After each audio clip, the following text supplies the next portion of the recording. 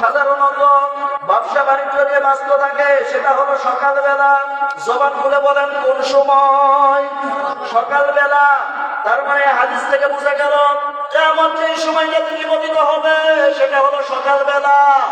এবার আসেন কোন দিন নিপতিত হবে?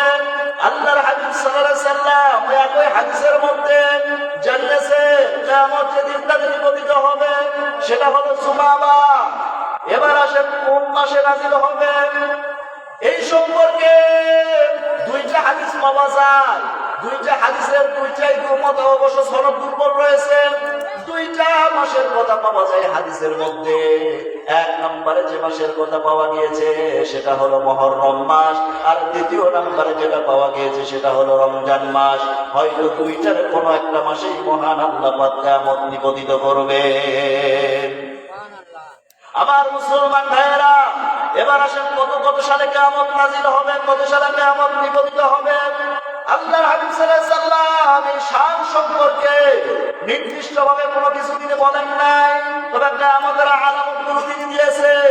সেই সমস্ত কর্মকাণ্ডগুলো দুনিয়াতে ঘটে যাওয়ার পরে কিয়ামত নিপতিত হবে, আল্লাহর হাবিব সাল্লাল্লাহু আলাইহি সাল্লাম সেই আলামতগুলো বলেছে।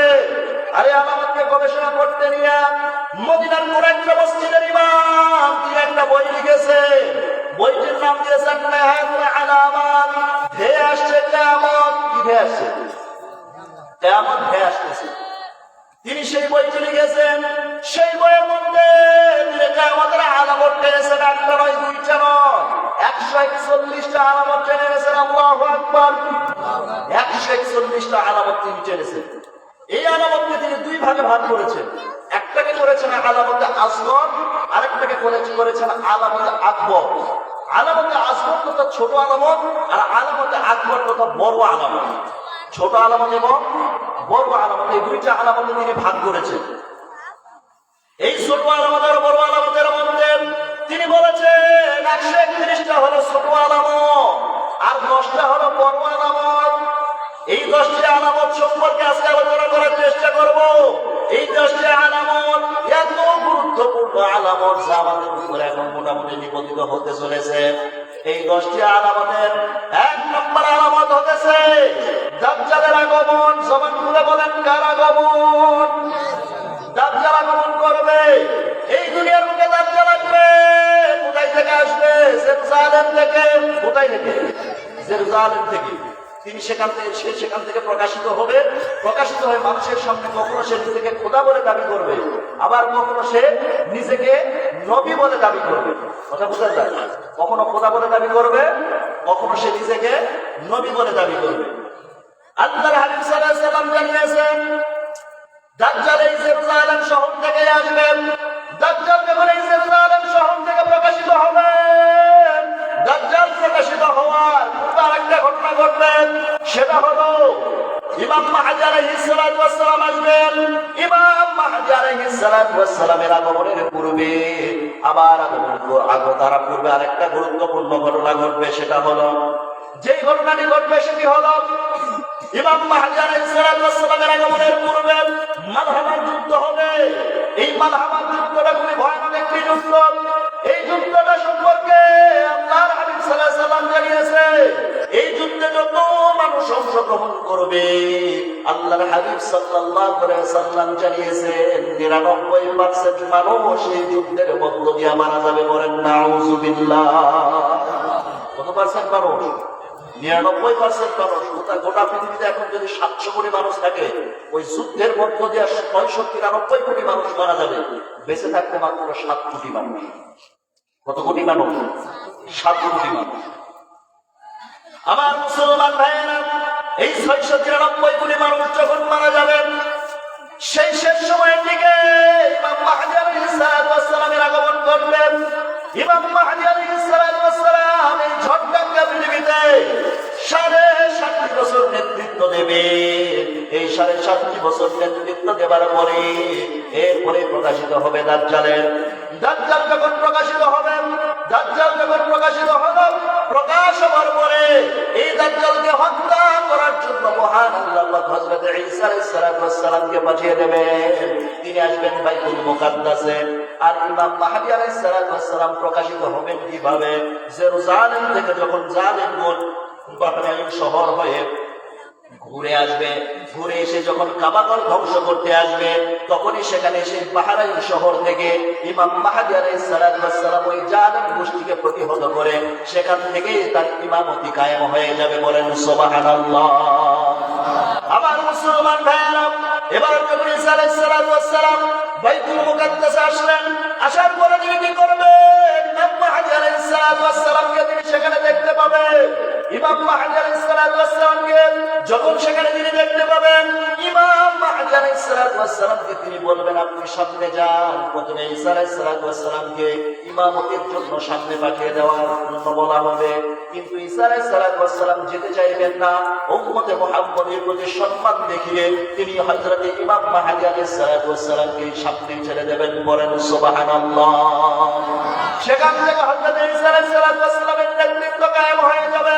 তিনি দাজ্জালকে গোটা পৃথিবীতে 40 দিন পর্যন্ত দৌড়ানি দেবে। দাজ্জাল এইদিকে কি করবেন? দাজ্জাল এইদিকে এসে মানুষের কাছে যখন প্রকাশিত হবে, এসে বলবে আমি খোদা। কখনো কারো কাছে বলবে নবী। এইভাবে মানুষকে যখন ধোঁকা দিতে থাকবে, মানুষকে ধোঁকা দেওয়ার সময় কি হবে? কিছু কিছু মানুষ তার কথা বিশ্বাস করবে, বাস্তবে বিশ্বাস করবে সে নবী, বাস্তবে বিশ্বাস করবে সে খোদা।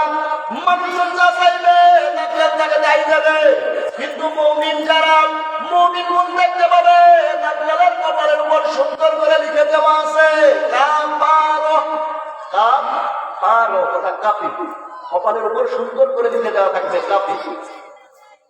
আমার মুসলমান ভাইয়েরা, ইমাম মাহদী আলাইহিস সালাম এরপরে দাজ্জালের আগমন, দাজ্জাল যখন প্রকাশ হবে মানুষকে ধোঁকা দিতেছে, এই দাজ্জালকে দাওরানি দিতে দিতে একটা পর্যায়ে হযরত ঈসা আলাইহিস সালাম গোটা পৃথিবীতে ঘুরতে গিয়ে বর্তমান প্যালেস্টাইনের কোন একটা জায়গাটার নাম হচ্ছে বাবেলুন। জায়গার নাম কি? বাবেলুন। এই বাবেলুন নামক জায়গায় হযরত ঈসা আলাইহিস সালাম এই দাজ্জালকে হত্যা করে ফেলবেন। দাজ্জালকে যখন হত্যা করে ফেলবেন, দাজ্জালকে হত্যা করবেন যে জায়গায়, সেটা হলো বাবেলুন। সেটি এখন রয়েছে তেল আবিব শহর, তথা ইসরায়েলের রাজধানীর নাম হলো তেল আবিব। এই তেল আবিব শহর থেকে মাত্র 15 কিলোমিটার দূরে। কত কিলোমিটার? মাত্র 15 কিলোমিটার দূরে এই জায়গাটা, যে জায়গায় দাজ্জালকে হযরত ঈসা আলাইহিস সালাম হত্যা করে ফেলবেন, সেই জায়গাটা মাত্র তেল আবিব শহর থেকে 15 কিলোমিটার দূরে। আমার মুসলমান ভাইয়েরা, এই দাজ্জালকে যখন হত্যার সময় হয়ে যাবে, দাজ্জালকে সেখানে হত্যা করা হবে। কিন্তু দাজ্জালের কিছু সফর সঙ্গী থাকবে, দাজ্জালের মধ্যে কিছু কাজ করবেন। এই দাজ্জালের পক্ষে যারা কাজ করবে তাদের মধ্যে দুইটা গোষ্ঠী রয়েছে। এক নাম্বার যে জাতি, সেটা হলো ইহুদি জাতি, আর 2 নম্বরে হচ্ছে এক শ্রেণীর মহিলা জাতি। এই ইহুদি জাতি দাজ্জালকে সবচাইতে বড় সাহায্য করবে।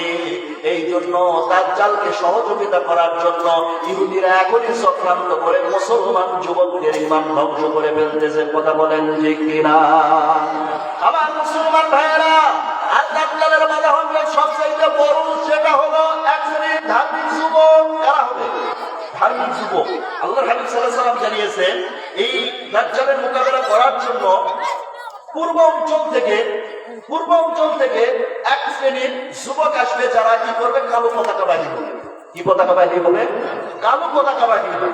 এটা পূর্ব অঞ্চল মূলত এই যে Iran, Pakistan, Afghanistan, Turkmenistan, Uzbekistan, Kyrgyzstan, Kazakhstan, এই অঞ্চলটা থেকে মূলত এই কালো পতাকা বাহিনী যুবকগুলো বের হবে। মুহাদ্দিসুন গবেষণায় যেটা বলছেন, এই অঞ্চলটা থেকে মূলত এই কালো পতাকা বাহিনী যুবকরা বের হবে, ধার্মিক যুবক বলছে। আমার মুসলমান ভাইয়েরা, এই জন্য এখন ইহুদিরা চক্রান্ত করতেছে কিভাবে মুসলমানদের ঈমান ধ্বংস করা যায়, মুসলিম যুবকদের ঈমান কিভাবে ধ্বংস করা যায়, সেই চক্রান্ত ইহুদিরা চালাচ্ছে। আর সেই চক্রান্তকে সঙ্গে করে নিয়ে তারা 10টা প্রক্রিয়া মোটামুটি চালিয়েছে। কয়টা প্রক্রিয়া? 10টা। আমি এটা মোটামুটি পড়াশোনা করে বের করে নিয়েছি। মোটামুটি তারা 10টা চেষ্টা চালাচ্ছে মুসলিম যুবকদেরকে ধ্বংস করে দেওয়ার জন্য। নাউজুবিল্লাহ বলবেন না?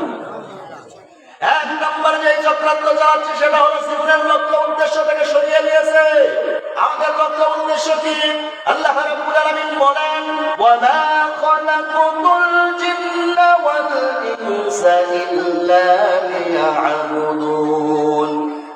মানুষ এবং জিন জাতিকে সৃষ্টি করে দিয়েছি। কেন কেন কেন সৃষ্টি করেছি?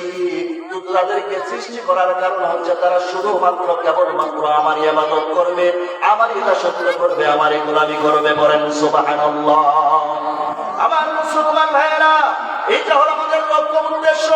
কিন্তু বর্তমান যুব সমাজের দিকে তাকান, তাদেরকে যদি জিজ্ঞেস করা হয় তোমাদের লক্ষ্য উদ্দেশ্য কি, কেউ বলবে একটা সরকারি চাকরি, কেউ বলবে আমি ডাক্তার হতে চাই, কেউ বলবে আমি ম্যাজিস্ট্রেট হতে চাই। কিন্তু একজন যুবককে আপনি কথা বলতে শুনবেন না যে ওই যুবকের লক্ষ্য উদ্দেশ্য হচ্ছে জান্নাত। তার মানে ইহুদিরা চক্রান্ত করে এখন মুসলিম যুবকদেরকে লক্ষ্য উদ্দেশ্য থেকে সরিয়ে দিয়েছে। কথা বলেন ঠিক কিনা? আমার মুসলমান ভাইয়েরা, 2 নম্বরে মুসলিমদেরকে নষ্ট করার জন্য 2 নম্বরে যেটা করেছেন সেটা হলো যুবকদেরকে এখন শারীরিক শক্তি নষ্ট করে দিয়েছে। আগের যুগের দাদাদের দিকে তাকান, তারা যে পরিমাণ শক্তিশালী ছিল যুবক বয়সে, এখনকার যুবকরা কি সেই রকম শক্তিশালী আছে? না। বাস্তব আমার একটা মুসল্লি ছিল, মারা গিয়েছে বেচারা। তিনি একজন সাবেক মেম্বার ছিলেন। তিনি কি করতেন, তার একটা নিচু জমি ছিল, সেই জমিটাকে তিনি উঁচু করার জন্য, মাটিতে ভরাট করার জন্য তিনি কি করতেন, তার আমাকে বলতেছে হুজুর আমি প্রত্যেক দিন একসাথে যদি বেশি করে মাটি বহন করতে যাই তাহলে আমি আর পারি না, বয়স হয়ে গিয়েছে, শরীর ঘুরায় না। এই জন্য আমি কি করি, প্রত্যেকদিন কাঁধে করে 20 ভাগ করে মাটি বহন করে এনে সেই গর্তটা পূরণ করি। এইভাবে টানা 3 মাস মাটি বহন করছে। একটা পর্যায়ে সেই নিচু জমিটা উঁচু হয়ে গিয়েছে। আমি তখন চিন্তা করলাম, এই কাজটা যদি বর্তমান সমাজের যে সমস্ত যুবকগুলো আছে তাদেরকে যদি দেওয়া হয় 7 দিন পরে হসপিটালে ভর্তি করা লাগবে। কথা বলেন ঠিক কিনা? শারীরিকভাবে অসুস্থ বানিয়ে ফেলেছে। এই শারীরিকভাবে অসুস্থ বানানোর পেছনে তারা চক্রান্ত করেছে। কিভাবে চক্রান্ত করেছে দেখেন, তাদের চক্রান্ত গুলো কেমন। মুসলিম সমাজের মধ্যে এখন রুটিন পরিবর্তন করে দিয়েছেন। আল্লাহর হাবিব সাল্লাল্লাহু আলাইহি ওয়াসাল্লাম নির্দেশ দিয়েছে তোমরা তাড়াতাড়ি ঘুমাতে যাও, তাড়াতাড়ি ঘুম থেকে ওঠে, এটা তোমাদের জন্য কল্যাণকর। আর ইহুদিরা এমন ভাবে চক্রান্ত করেছে, যুবকরা এখন দেরিতে ঘুমাতে চায়, দেরিতে ঘুম থেকে উঠে। আছে না নাই? সারাটা রাত ধরে চ্যাটিং করে ফজরের সময় ঘুমায়, 12টা পর্যন্ত ঘুমায়, 12টার দিকে উঠে। এরকম যুবক আছে না নাই? এইরকম ঘুম থেকে নিজের শরীরটাকে শেষ করে ফেলেছে। এটা ছিল ইহুদি খ্রিস্টানদের চক্রান্ত। আমার মুসলমান ভাইয়েরা একটু খেয়াল করেন, কথাটা গুরুত্বপূর্ণ কথা। মুসলিমদের শরীরের শক্তিকে কমায় দেওয়ার জন্য তারা এই চক্রান্তটা করেছে। ফজরের নামাজের সময় তারা উঠতে দেয় না। ফজরের নামাজের সময় উঠলে কল্যাণ না ক্ষতি? কেমন কল্যাণ হবে? একজন খ্রিস্টান বিজ্ঞানী গবেষণা করে দেখেছেন, তিনি গবেষণা করে দেখেছেন এই যে ফজরের সময় মুসলিমরা এত কষ্ট করে ঘুম থেকে উঠেন, উঠার পরে ফজরের সালাত আদায় করে, এত কষ্ট করে যে ফজরের সালাত আদায় করে, এটা তো সকাল 10টার দিকেও পড়তে পারতো। এই কনকনে শীতের রাতে এত কষ্ট করে কেন উঠেন, এত কষ্ট কেন তারা করে? এটার উপর তিনি গবেষণা চালিয়েছে। এবার তিনি গবেষণা চালিয়ে দেখতেছে মুসলিমরা যে এই যে সকালবেলা উঠেন এত কষ্ট করে তারা যে ঘুম থেকে ফজরের সালাত আদায় করে, এটা কেন করে? আমার মুসলমান ভাইয়েরা গবেষণা চালিয়ে দেখতেছে, খ্রিস্টান বিজ্ঞানী মাইকেল ইসাক গবেষণা চালিয়ে দেখতেছে এত কষ্ট করে ফজরের সালাত আদায় করে কারণ হচ্ছে ফজরের সময় আসমান থেকে যেই সমস্ত নিয়ামত গুলো নেমে আসে, মহান আল্লাহ যে নিয়ামত গুলো দান করেন, এগুলো যখন শরীরের বাতাসের সঙ্গে লেগে যায়, বাতাসের সঙ্গে লাগার কারণে 1 লক্ষ টাকার ভিটামিন খাইলে সেই উপকার হবে। ফজরের আবহাওয়াতে মহান আল্লাহ পাক তার চাইতেও বেশি ভিটামিন শরীরের মধ্যে ঢোকায় দান করেন। সুবহানাল্লাহ। এবার খ্রিস্টান বিজ্ঞানী মাইকেল ইসাক চিন্তা করলাম, এই তথ্যটা যদি বাহিরে প্রকাশ হয়ে যায় তাহলে মুসলিমরা কি করবে? দলে ইহুদি খ্রিস্টানরা কি করবে? দলে দলে মুসলমান হওয়া শুরু করবে। সকালবেলা এই নিয়ামত নেবার জন্য, সকালবেলা এই নিয়ামত নেবার জন্য খ্রিস্টানরা ধরে ধরে মুসলমান হয়ে যাবে। এটাকে এখন ঠেকাতে হবে। কিভাবে ঠেকানো যাবে এই চিন্তা করে এবার কি করলো খ্রিস্টান বিজ্ঞানী মাইকেল ইসাক? এবার তখন গবেষণা করে একটা কাজ দিয়ে দিল, আর নামটা দিয়েছে তার মর্নিং ওয়াক। Morning walk. দেখবেন যেই সময় যে শিক্ষিত সমাজ, শিক্ষিত সাধু সমাজ, সেই সমাজ যখন তারা বলতো আগের সময় যে এই যে মুয়াজ্জিন সাহেবকে দেখো কোন করে শীতের রাত, কাম নাই কাজ নাই, কাঁপতে কাঁপতে গিয়ে আযান দেয়, কি দরকার? এত কষ্ট করা, আর আমরা দেখো কত রিল্যাক্সে আছে। সেই শিক্ষিত সমাজ এখন যায় দেখেন মুয়াজ্জিন সাহেব ওঠার 1 ঘন্টা আগে সুটকুট কুটটাই করে রাস্তায় লেফট রাইট আছে না নাই? বলেন আছে না নাই? আমার মুসলমান ভাইয়েরা খ্রিস্টান বিজ্ঞানী এটা চালু করে দিল, আর আমাদের মুসলিম সমাজ সেটা গ্রহণ করে নিল। অথচ মহান আল্লাহ কত আগে সেই ব্যবস্থা করে দিয়েছে। চিন্তা করেন তো, 1400 বছর আগে মহান রব্বুল আলামিন সেই ব্যবস্থা করে দিলেন। ও আমার মুসলমান বান্দারা, তোমরা ফজরের সালাত আদায় করবে, এটাই তোমাদের জন্য শারীরিক সুস্থতায় পূর্ণতা এনে দেবে। বলেন সুবহানাল্লাহ। 2 নম্বরে তারা শারীরিকভাবে শারীরিক শক্তি নষ্ট করে ফেলেছেন। 3 নম্বরে খাবারের মধ্যে ফরমালিন মিশিয়েছে। এখন আর ভালো খাবার পাবেন না, প্রত্যেকটা খাবারের মধ্যে ফরমালিন এখন পাওয়া যায়। একটু খেয়াল করে দেখেন, রাস্তার পাশাপাশি দেখবেন সুন্দর করে যত আবর্জনা আছে সব আবর্জনা এক জায়গায় করবেন, করার পরে ভর্তা বানিয়ে তেলে ভেজে সামনে রেখে দিয়েছে। যদি জিজ্ঞেস করেন এই খাবারের নাম কি, বলবে চাইনিজ খাবার। কি খাবার? চাইনিজ খাবার। যত আবর্জনা আছে সব আবর্জনা পোড়া তেলে, মানে ওটা তো ভালো তেল বলা যায় না, পোড়া তেলে ভেজে সামনে রেখে দিয়েছে, লাল হয়ে আছে। কি সুন্দর না খাবার, কিন্তু সব ওগুলা কি শরীরের জন্য ক্ষতিকর। শরীরের জন্য কি ক্ষতিকর। আর নাম দিয়েছে কি? চাইনিজ খাবার। কি নাম দিয়েছে? চাইনিজ খাবার। তাহলে খাবারের মধ্যে ফরমালিন মিশে আমাদের শরীরের শক্তি দিন দিন নষ্ট করে ফেলতেছে। এটা হলো 3 নম্বরে, খাবারের মধ্যে ফরমালিন মিশিয়েছে। 4 নম্বরে আমাদের শিক্ষা ব্যবস্থাকে তারা ধ্বংস করে ফেলেছে। শিক্ষা ব্যবস্থার দিকে তাকান, একটি যুবক 20 বছর পর্যন্ত পড়াশোনা করে, 20 বছর বয়সে 20 বছর পড়াশোনা করার পরে যদি তাকে জিজ্ঞেস করা হয় ওযুর ফরজ কয়টা জানে না, গোসলের ফরজ কয়টা জানে না, গোসল করার নিয়ম কি জানে না, বাবার জানাজা পড়াবে এতটুকু পড়ার মতো তার মধ্যে এলেম নাই, মুসলমান জবান করে বলেন এটা কি বাধ্যতা না সফলতা? এটা আমাদের বাধ্যতা। কিন্তু ইহুদিরা চক্রান্ত করেন, শিক্ষা ব্যবস্থার মধ্যে তারা ঢুকিয়ে দিয়েছে কিভাবে আলু ভর্তা বানাতে হয়, কিভাবে বেগুন ভর্তা বানাতে হয়, এগুলো শিখায়। আছে না নাই? এগুলো শিক্ষা ব্যবস্থা এখন ঢুকিয়ে দিয়েছে তারা। 20 বছর পড়াশোনা করে ভালো মতো নামাজ পড়তে পারে না, সহিভাবে নামাজ পড়তে পারে না। মুসলিম শিক্ষা ব্যবস্থা হওয়ার কথা ছিল কোরআন ভিত্তিক, কিন্তু মুসলিম শিক্ষা ব্যবস্থা এখন হয়ে গিয়েছে ইহুদি খ্রিস্টান ভিত্তিক। কথা বলেন ঠিক কিনা? আমার মুসলমান ভাইয়েরা 4 নম্বরে তার শিক্ষা ব্যবস্থাকে ধ্বংস করে দিয়েছেন। 5 নম্বরে দুনিয়ার মহামায়া মুসলিম সমাজের মধ্যে ঢুকিয়ে দিয়েছে। অথচ আল্লাহ রাব্বুল আলামিন বলেন ওয়ালাল আখিরাতু খায়রুল লাকা মিনাল উলা। আল্লাহ রাব্বুল আলামিন বলছেন বান্দারে, তোমার চাইতে তোমার কাছে এই দুনিয়ার চাইতে আখিরাতটাই তোমার কাছে শ্রেষ্ঠ। বলেন সুবহানাল্লাহ। কিন্তু বর্তমান আমাদের সমাজের মানুষ কি করেন? যার একটা বাড়ি আছে সে চিন্তা করে 2টা বাড়ি করার, যার একটা গাড়ি আছে সে চিন্তা করে 2টা গাড়ি করা, যার সাইকেল আছে সে চিন্তা করে মোটরসাইকেল কেনার, যার মোটরসাইকেল আছে সে চিন্তা করে একটা প্রাইভেট কার কেনার, যার প্রাইভেট কার আছে সে চিন্তা করে একটা হেলিকপ্টার কেনার, হেলিকপ্টার যার আছে সে চিন্তা করে একটা প্রাইভেট প্লেন হলে ভালো হয়। এইভাবে একটার পর একটা আমাদের চাহিদা বাড়তে আছে। কখনো একটা বারের জন্য আমরা চিন্তা করি না আমাকে পরকালে যেতে হবে, মৃত্যুবরণ করতে হবে, কবর জগতে যেতে হবে, এই চিন্তা আমাদের মাথায় আসে না। কথা বলেন ঠিক কিনা? ইহুদি খ্রিস্টানরা সেই চক্রান্ত করেন, দুনিয়ার মায়া মহব্বত, দুনিয়ার সেই ভালোবাসা আমাদের হৃদয়ের মধ্যে ঢুকিয়ে দিয়েছেন। এটা হলো 5 নম্বরে আমাদের প্রতি চক্রান্ত করেছে। 6 নম্বরে তারা নারীকে সহজলভ্য করে দিয়েছে। এই গ্রাম অঞ্চল স্কুল করেছেন, আর কতটুকু জেলা বা বিচার হয় গ্রাম অঞ্চল থেকে স্কুল কলেজে যতটুকু জেলা বা বিচার হয় তার চাইতে আপনি উপজেলা শহরে যাবেন, তা সেখানে বেশি জেলা হয়। সেখান থেকে জেলা শহরে যাবেন, আরো বেশি জেলা বা বিচার হয়। একবার যখন জেলা শহর থেকে ইউনিভার্সিটিতে যেতে পারে, সেখানে গিয়ে সেটাকে একদম অ্যাভেলেবেল করে দেওয়া হয়েছে, নারীকে একদম সহজলভ্য করে দেওয়া হয়েছে। রিলেশনশিপ, ফ্রেন্ডশিপ, প্রিমিক্সিং আছে না না? এই সমস্ত আগাম কামের ব্যবস্থা তারা করে রেখেছে, নারীকে একদম তারা সহজলভ্য করে দিয়েছে। এই যে কিছুদিন পূর্বে শুনলাম 16 ছাত্রছাত্রী মাধ্যমিক পরীক্ষা দিতে যাও, সাদা দিয়া পাশ করছে।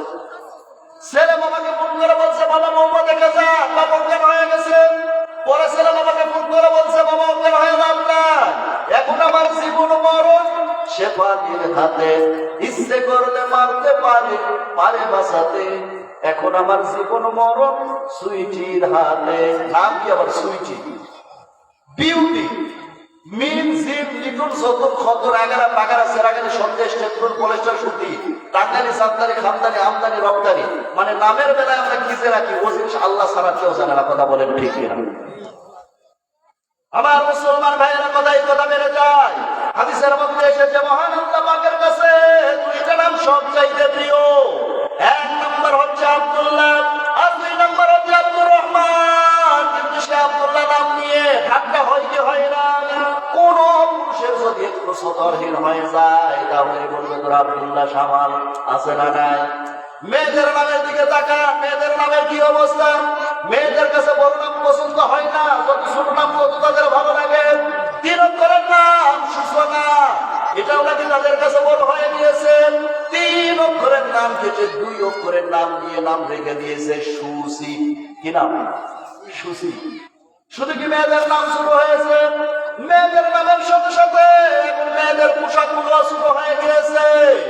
অথচ আল্লাহ রাব্বুল আলামিন বলেন, ওয়াকরনা ফি বুয়ুতিকুন্না ওয়ালা তাবাররাজনা তাবাররুজাল জাহিলিয়াতিল উলা। সূরা আহজাব 22 নম্বর 12 নম্বর পৃষ্ঠা 7 নম্বর লাইনে 33 নম্বর আয়াতে আল্লাহ পাক জানিয়েছে, হে মেয়েরা তোমরা ঘরের পরিবেশে থাকবে, বাইরে যাবে না।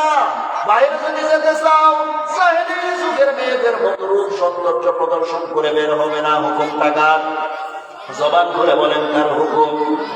আমার মুসলমান ভাইয়েরা, অথচ মেয়েরা যখন বাইরে আসে কোন সাজেরা বেশি সাজে? বেশি সাজে। এই সাজের উপর গবেষণা করে পেয়েছি, মেয়েরা যে সাজে এই সাজটা সাজে মোটামুটি 5 দিন। কয় দিন? 5 দিন। 1 নম্বরে পহেলা বৈশাখের দিন, 2 নম্বরে 31 নাইট 31শে ডিসেম্বর কম সাজেরা বেশি সাজে, বেশি সাজে। 3 নম্বরে 14ই ফেব্রুয়ারির দিন কম সাজেরা বেশি সাজে, বেশি সাজে। 4 নম্বরে ঈদের দিন কম সাজেরা বেশি সাজে। অবশ্যই সাজবেন না, আপনারা সাজবেন না কেন? অবশ্যই সাজবে, কিন্তু আপনার সাজতে কার অধিকার? শুধুমাত্র কেবলমাত্র আপনার স্বামী, দ্বিতীয় কোনো পুরুষের না। এ হলো 4 নম্বরে মেয়েরা ঈদের দিন সাজে। আর 5 নম্বরে যে দিন সাজে সেটা হলো কোনো বিবাহ অনুষ্ঠানে গেলে। আজকালকার বিবাহ অনুষ্ঠানগুলোতে গিয়ে দেখবে যেন মনে হবে কাজের মহিলা বাদ দিয়ে সবগুলোর বিয়ে একসাথে। ঠিক না বেঠিক? মা মাসি খানা পিসি কিছু দেখার দরকার নাই, পাইকারি ধরে শাস্তেছে, বিবেচনা পর্যন্ত নাই। আমার মুসলমান ভাইয়েরা, আমার বন্ধুগণ, মেয়েরা যে সাজে আরেকটা দিন খুব সাজে, সেটা হলো যেদিন মার্কেটে যাবেন। মার্কেটে যেদিন যাবে যাওয়ার দিন পাইকারি ধরে সাজতেছে, স্বামী কুসব দিলে রসের মতো টপ টপ করে পানি পড়তেছে। স্ত্রী বলতেছে হ্যাঁ গো, স্বামী বলতে স্ত্রী বলতেছে হ্যাঁ গো কাঁদো কেন? এবার স্বামী বলতেছে তোমার সাজতে কেমন হচ্ছে, তুমি কোথাও যাবা? স্ত্রী বলতেছে হ্যাঁ ঠিকই ধরেছো, আমি একটু মার্কেটে যাব। স্বামী বলতেছে এই সময় তো কাঁদতেছি। এবার স্ত্রী ডাকতে বলতেছে মার্কেটে যেতেছি, তোমাকে কাঁদতে হবে না। এবার স্বামী বলতেছে তাহলে বাচ্চাকে সঙ্গে করে নিয়ে যাও। এবার স্ত্রী ডাকতে বলতেছে বাচ্চাকে সঙ্গে করে যে মার্কেটে নিয়ে যাব, মার্কেটে যে ভিড়, ওই ভিড়ের মধ্যে যদি বাচ্চা পড়ে ও চাপে মারাই যাবে। আচ্ছা মুসলমান জবাব দেবেন, যেই চাপে পড়লে বাচ্চা পড়বে সেই চাপে যখন বকুল বালিশ হবে, সে কথা কি খেয়াল ছিল না? বলেন বলেন, খেয়াল ছিল না? আমার মুসলমান ভাইয়েরা, এবার স্বামী বলতেছে তাহলে সন্তানকে দুধ খাওয়াবে কে? হাতের মধ্যে কনফিডার জড়িয়ে বলছেন তুমি খাবো। এবার হাইব্রিড যাদের লিপস্টিক মেখে ঢং ঢং করে মার্কেটে যায়, যাওয়ার পরে একদম দোকানদারের সামনে বসবে, বসার পরে পায়ের উপর পা তুলে দিয়ে বসে ডাক দিয়ে বলবেন ভাইয়া একটা শাড়ি দেখে যাবে কি? মানে এমন ভাবে বলবে মদ মাখা সিফাত বাগুনা বেগুনা ওয়াজিবুনা কোনোটা ভুল নাই, সব সত্যি শুদ্ধ। ভাইয়া একটা শাড়ি দেখানো যাবে কি? দোকানদার করলাম ওখানে শাড়ি বের করে নিজের গায়ে লটকায় দিয়ে বলতেছে আপা এই শাড়িটা আপনাকে দারুণ মানাবে, মানে ওটা আরেক নম্বর। ওইটা কি? আরেক নম্বর। আমার মুসলমান ভাইয়েরা যে কথা বলতেছিলাম, তাহলে ইহুদি খ্রিস্টানরা চক্রান্ত করে নারীদেরকে সহজলভ্য করে দিয়েছে। এটা হলো 6 নম্বর। 7 নম্বরে যেটা করেছে সেটা হলো ইসলামের মধ্যে এখন ফিতনা সৃষ্টি করে দিয়েছে, দল বিদলে বিভক্ত করে দিয়েছে, এক আলেমের বিমুখে আরেক আলেম দাঁড় করিয়ে দিয়েছে। ইহুদি খ্রিস্টানদের চক্রান্ত, কার চক্রান্ত? ইহুদি খ্রিস্টানদের চক্রান্ত। আচ্ছা, আপনাদের এত আওয়াজ এত আসতে কেন? ভয় পাচ্ছেন নাকি? এখন সেই দিন এখন আছে আছে আছে এখন কি সেই দিন আছে? আজকে মুসলমানদের আওয়াজ কম, আজকে মুসলমানদের হিম্মত ছোট।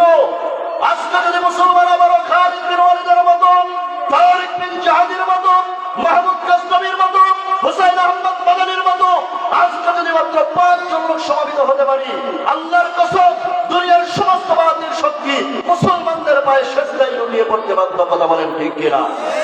কিন্তু আজকে আমাদের সেই মুখের আওয়াজ, সেই মুখের হিম্মত, সেই ইমানি তাগতি, সেই ইমানি চেতনা, সেই ইমানি উদ্দীপনা, সেই অন্য অভিযোগ, সেই দাবাবির আজকে আমাদের মধ্যে অবাধ, যার কারণে আজকে আমেরিকার আমাদের দিকে তাকানোর ক্ষমতা রাখে, যার কারণে আজকে প্যালেস্টাইন মুসলিমদের উপর ইসরায়েলরা হামলা করার সাহস পায়।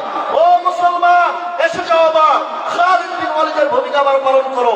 আল্লাহর কসম দুনিয়ার সমস্ত বাতিল শক্তির সাথে ইসরায়েলও মাথা করে ফেলবে। কথা বলেন ঠিক কিনা? সম্মানিত হাজির, অত্যন্ত আফসোসের সাথে বলতে হয়, আমরা যখন সামনের দিকে এগোতে থাকি প্রত্যেকটা পদে পদে বাধা আছে না নাই? প্রিয় মুফাসসির একটা আফসোস করে কথা বলেছিলেন, বরবাদ গুলিস্তান के लिए कि उल्लू कफे है लेकिन गुलिस्तान को हाथ साथ पर उल्लू बैठे है तेरे इल्जाम में गुलिस्तान को क्या होगी। একটা ফুল বাগানকে ধ্বংস করার জন্য একটা হুতুম পেতে যথেষ্ট, কিন্তু হুতুম পেশা বসে গেছে প্রত্যেক গালে গালে শাখায় শাখায়। ফুল বাগানের নসিবে কি আছে? আল্লাহ ছাড়া কারো জানা নাই। কথা বলেন ঠিক কিনা? আপনারা হিসাব মিলিয়ে দেখেন, বাংলাদেশে যে রেল লাইন দেখতেছি এটা কাদের অবদান? ব্রিটিশদের অবদান। ঢাকা ইউনিভার্সিটির কাদের অবদান? ব্রিটিশদের অবদান। চট্টগ্রাম ইউনিভার্সিটির কাদের অবদান? পাকিস্তানের অবদান। রাজশাহী ইউনিভার্সিটির কাদের অবদান? পাকিস্তানের অবদান। তাহলে তো তারা দেশের উন্নতি করেছে, তাদেরকে দেশ থেকে তাড়ালাম কেন? তাদেরকে দেশ থেকে তাড়ানোর কারণ হচ্ছে তারা দেশের যে উন্নতি করেছে তার 4 গুণ সম্পত্তি এদেশ থেকে তাদের দেশে নিয়ে গিয়েছে। কথা বলেন ঠিক কিনা? ঠিক তেমন করে বর্তমান সময় শ্রেণীর লোক বলছে, আমরা ঘরে ঘরে বিদ্যুৎ পৌঁছেছি, আমরা ব্রিজ করেছি, কালভার্ট করেছি, কিন্তু একথা উদ্দীপকের মতো স্পষ্ট, তারা দেশের যে উন্নতি করেছে তার 10 গুণ সম্পত্তি এদেশ থেকে তারা বিদেশে পাচার করে নিয়ে গিয়েছে। কথা বলেন ঠিক কিনা? সম্মানিত হাজিরিন, সুতরাং আমাদের তাদেরকে রুখে দেওয়ার দরকার আছে না নাই? অবশ্যই তাদেরকে রুখে দিতে হবে।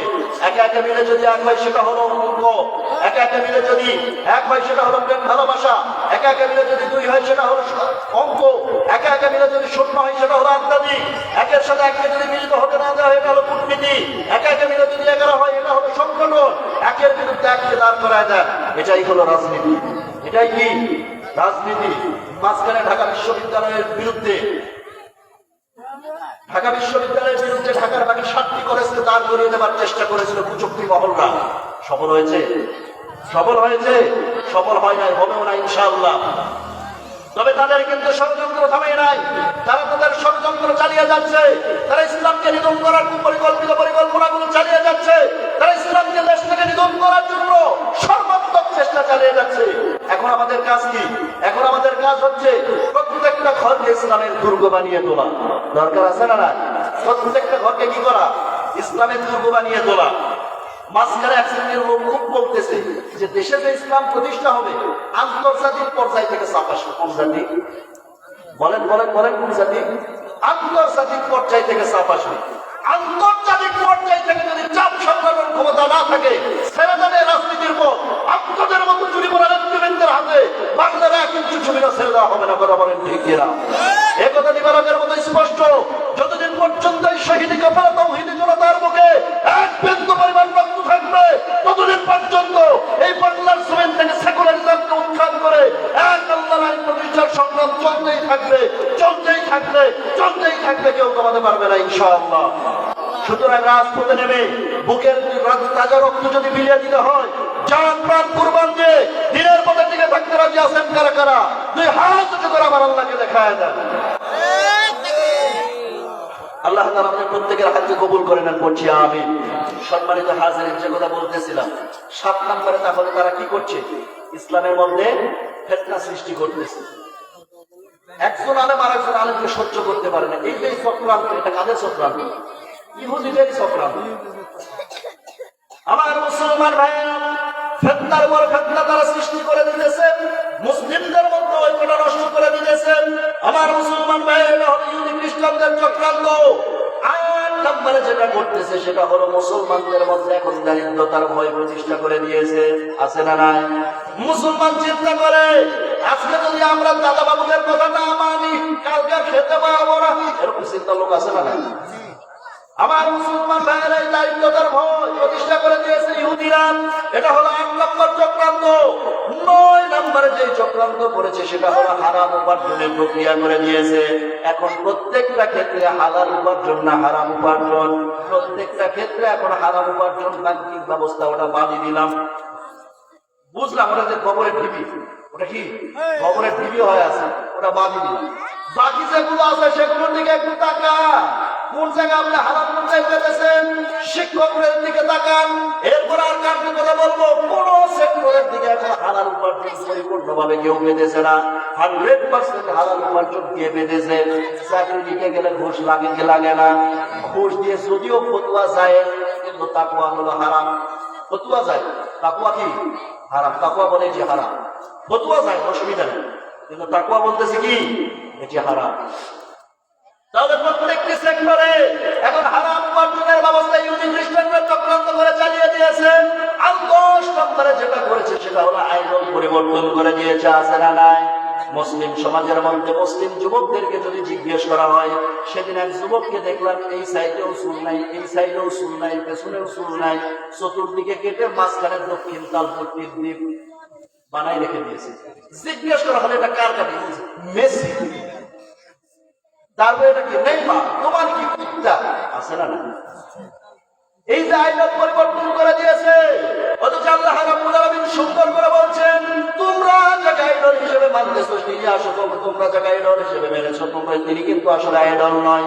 তোমরা যাকে আইডল হিসেবে মানবে আমি আল্লাহ পাক তাদের তার সম্পর্কে সার্টিফিকেট দিলাম। ওয়া ইন্নাকা লাআলা খুলুকিন আযীম। হে রাসূল, আপনি হচ্ছেন সর্বোত্তম চরিত্রের অধিকারী। বলেন সুবহানাল্লাহ। আমার মুসলমান ভাইয়েরা, কোন কোন নবীর ক্ষেত্রে বলেছেন গোলামিন হালিম, সহনশীল বান্দা। আবার কোন কোন নবীর ক্ষেত্রে বলেছেন গোলামিন হালিম, নেতাকারী বান্দা। কিন্তু আল্লাহর হাবিব সাল্লাল্লাহু আলাইহি ওয়াসাল্লাম সম্পর্কে মহান আল্লাহ পাক জানিয়েছেন খুলুকিন আযীম, মহান চরিত্রের বান্দা। বলেন সুবহানাল্লাহ। আমার মুসলমান ভাইয়েরা, এরপর আল্লাহ পাক আরেক আয়াতের মধ্যে বলছেন ওয়া মা আরসালনাকা ইল্লা রাহমাতাল লিল আলামিন।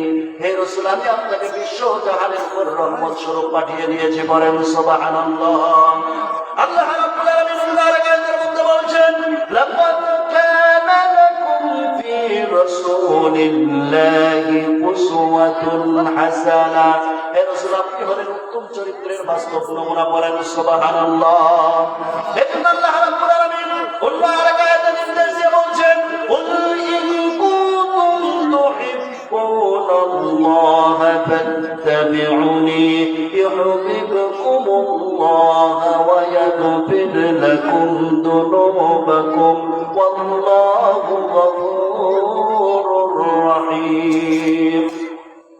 আল্লাহ রাব্বুল আলামিন বলছেন হে রাসূল, আপনি বলে দেন আপনার উম্মতেরা যদি কি করেন, আমি আল্লাহকে ভালোবাসতে চাই, ফাত্তাবিউনি, তারা যেন আপনাকে অনুসরণ করেন, ইউহিব্বুকুমুল্লাহ, তাহলে আমি আল্লাহ কি করব? আমি আল্লাহকে ভালোবাসা রাখবো না, বরং আমি আল্লাহ ওই সমস্ত বান্দাগুলোকে ভালোবাসবো। আর ওয়ায়াগফির লাকুম যুনুবাকুম, আমি আল্লাহ যখন তাদেরকে ভালোবাসবো, আমি আল্লাহ পাক তাদের জীবনের গুনাহগুলো মাফ করে দেব। বলেন সুবহানাল্লাহ। তাহলে যদি আমরা কি করতে চাই, গুনাহ মাফ পেতে চাই, মুসলমান জবান খুলে বলেন, তাহলে নবীজিকে অনুসরণ করার দরকার আছে না নাই? আবার মুসলমান ভাইয়েরা চক্রান্ত করে, গোষ্ঠী চক্রান্ত দ্বারা সাজিয়েছে দাজ্জাল। দাজ্জালকে সাহায্যকারী সবচেয়ে বড় সাহায্যকারী ইহুদিরা এই চক্রান্তগুলো চালিয়েছে। আমার মুসলমান ভাইয়েরা, দাজ্জালকে সাহায্যকারী আরেকটা শ্রেণী হবে, সেটা হলো এক শ্রেণীর নারী। বর্তমান সমাজে যে নারীরা বলবে বোরকা হলো জঙ্গির পোশাক। বলার মতো কিছু মহিলা আছে না নাই? এই বোরকাকে যারা জঙ্গির পোশাক বলে, এই নারীরাই ইহুদিদের সঙ্গ দিচ্ছে। একটা সময় এরাই দাজ্জালের সবচাইতে বড় সহযোগী হয়ে যাবে। বলেন নাউযুবিল্লাহ।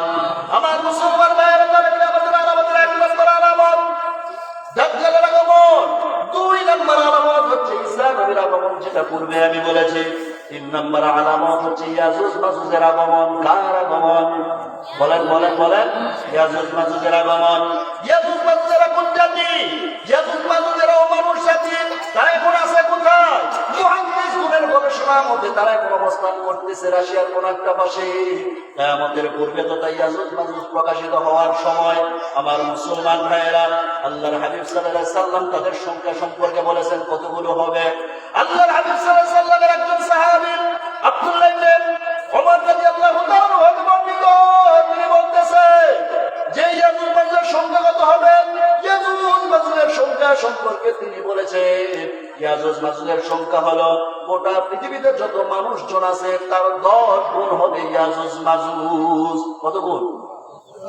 10 গুণ। গোটা পৃথিবীতে এখন যদি 7 বিলিয়ন মানুষ থাকে, তার ইয়াজুজ মাজুজের সংখ্যা হবে 70 বিলিয়ন। কত বিলিয়ন? 70 বিলিয়ন। গোটা পৃথিবীতে এখন যদি মানুষ 700 কোটি থাকে, ইয়াজুজ মাজুজের সংখ্যা হবে 7,000 কোটি। আল্লাহু আকবার বলবেন না? তাহলে তারা এখন আছে কোথায়? তারা অবস্থান করছে কোথায়?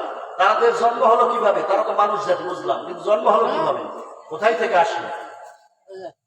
আমার মুসলমান ভাইয়েরা, সে সম্পর্কে যদি জানতে চাই, চলে যেতে হবে নূহ আলাইহিস সালাতু ওয়াস সালামের জীবনীতে। নূহ আলাইহিস সালাতু ওয়াস সালামের 4টা ছেলে ছিল, হাম, শাম, ইয়াফাস, কেনান। কেনান তো পানিতে ডুবে মারা গেল। হাম, শাম, ইয়াফাস, কেনান, এই ইয়াফাসের যে বংশধর, এই বংশধরই হলো ইয়াজুজ মাজুজ। কার বংশধর? ইয়াফাসের বংশধর। কার বংশধর? ইয়াফাস। এর বংশধর হচ্ছে ইয়াজুজ মাজুজ। আমার মুসলমান ভাইয়েরা, তাহলে তারা এখন অবস্থান করছে কোথায়? তারা এখন অবস্থান করতেছে রাশিয়ার কোন একটা পাশে। আমার বন্ধুগণ, তাদেরকে মহান আল্লাহ পাক পর্দার আড়াল করে দিয়েছেন। কবে থেকে পর্দার আড়াল করে দিয়েছেন? গুরুত্বপূর্ণ কিছু তথ্য দিচ্ছে, মনোযোগ দিয়ে শুনবেন। আমার মুসলমান ভাইয়েরা, এই ইয়াজুজ মাজুজকে যে পাহাড়ে আড়াল করে দেওয়া হয়েছে, সেই পাহাড়টা কোথায় অবস্থিত? আমার মুসলমান ভাইয়েরা, কিভাবে হলো?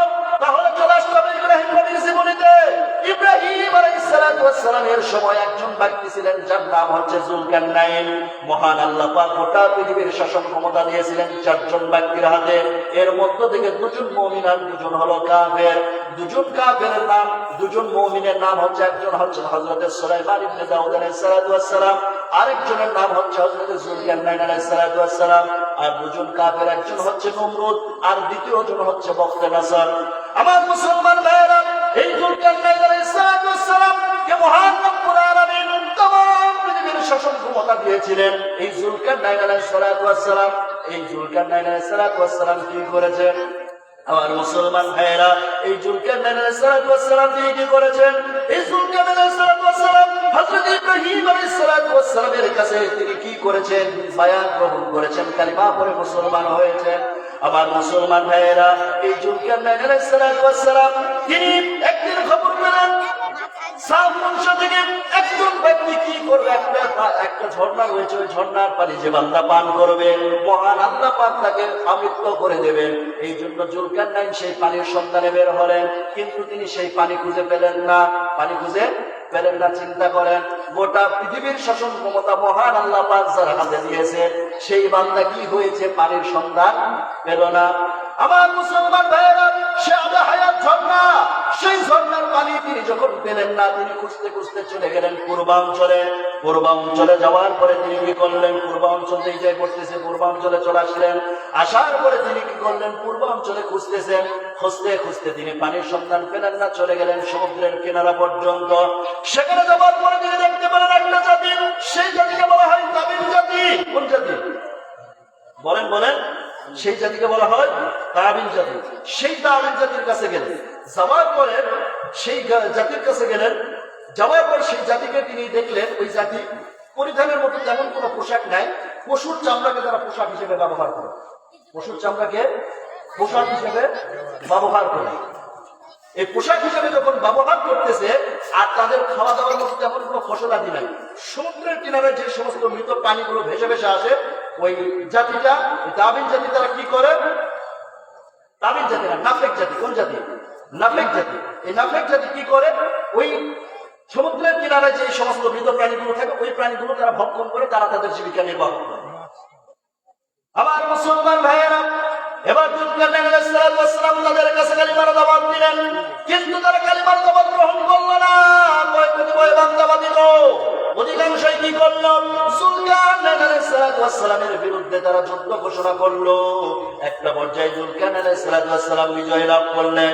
সেখান থেকে চলে গেলেন পশ্চিমা অঞ্চলে।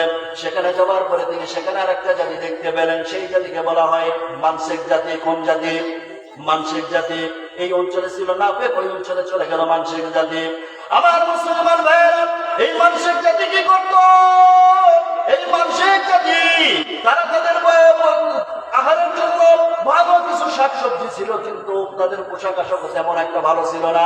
নর্মাল পোশাকে তারা চলাফেরা করত, কিন্তু তাদের বসবাসের জন্য ঘর বাড়িও ছিল না। গর্ত খনন করে অথবা পাহাড়ের গুহার মধ্যে তারা বসবাস করত।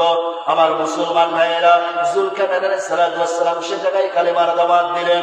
কতিপয় বান্দাবাদ দিল, অধিকাংশরাই কালিমা গ্রহণ করল না। কালিমাকে তারা অস্বীকার করলো।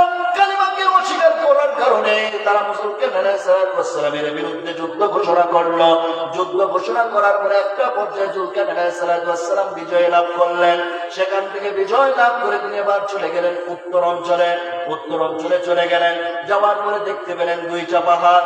দুইটা পাহাড়ে দুইটা জাতি বসবাস করে। হযরত যুলকারনাইন আলাইহিস সালাম সেখানে তিনি তেমন কোনো ভাষা, তাদের ভাষা তেমন একটা তিনি বুঝতে পেরেছেন না।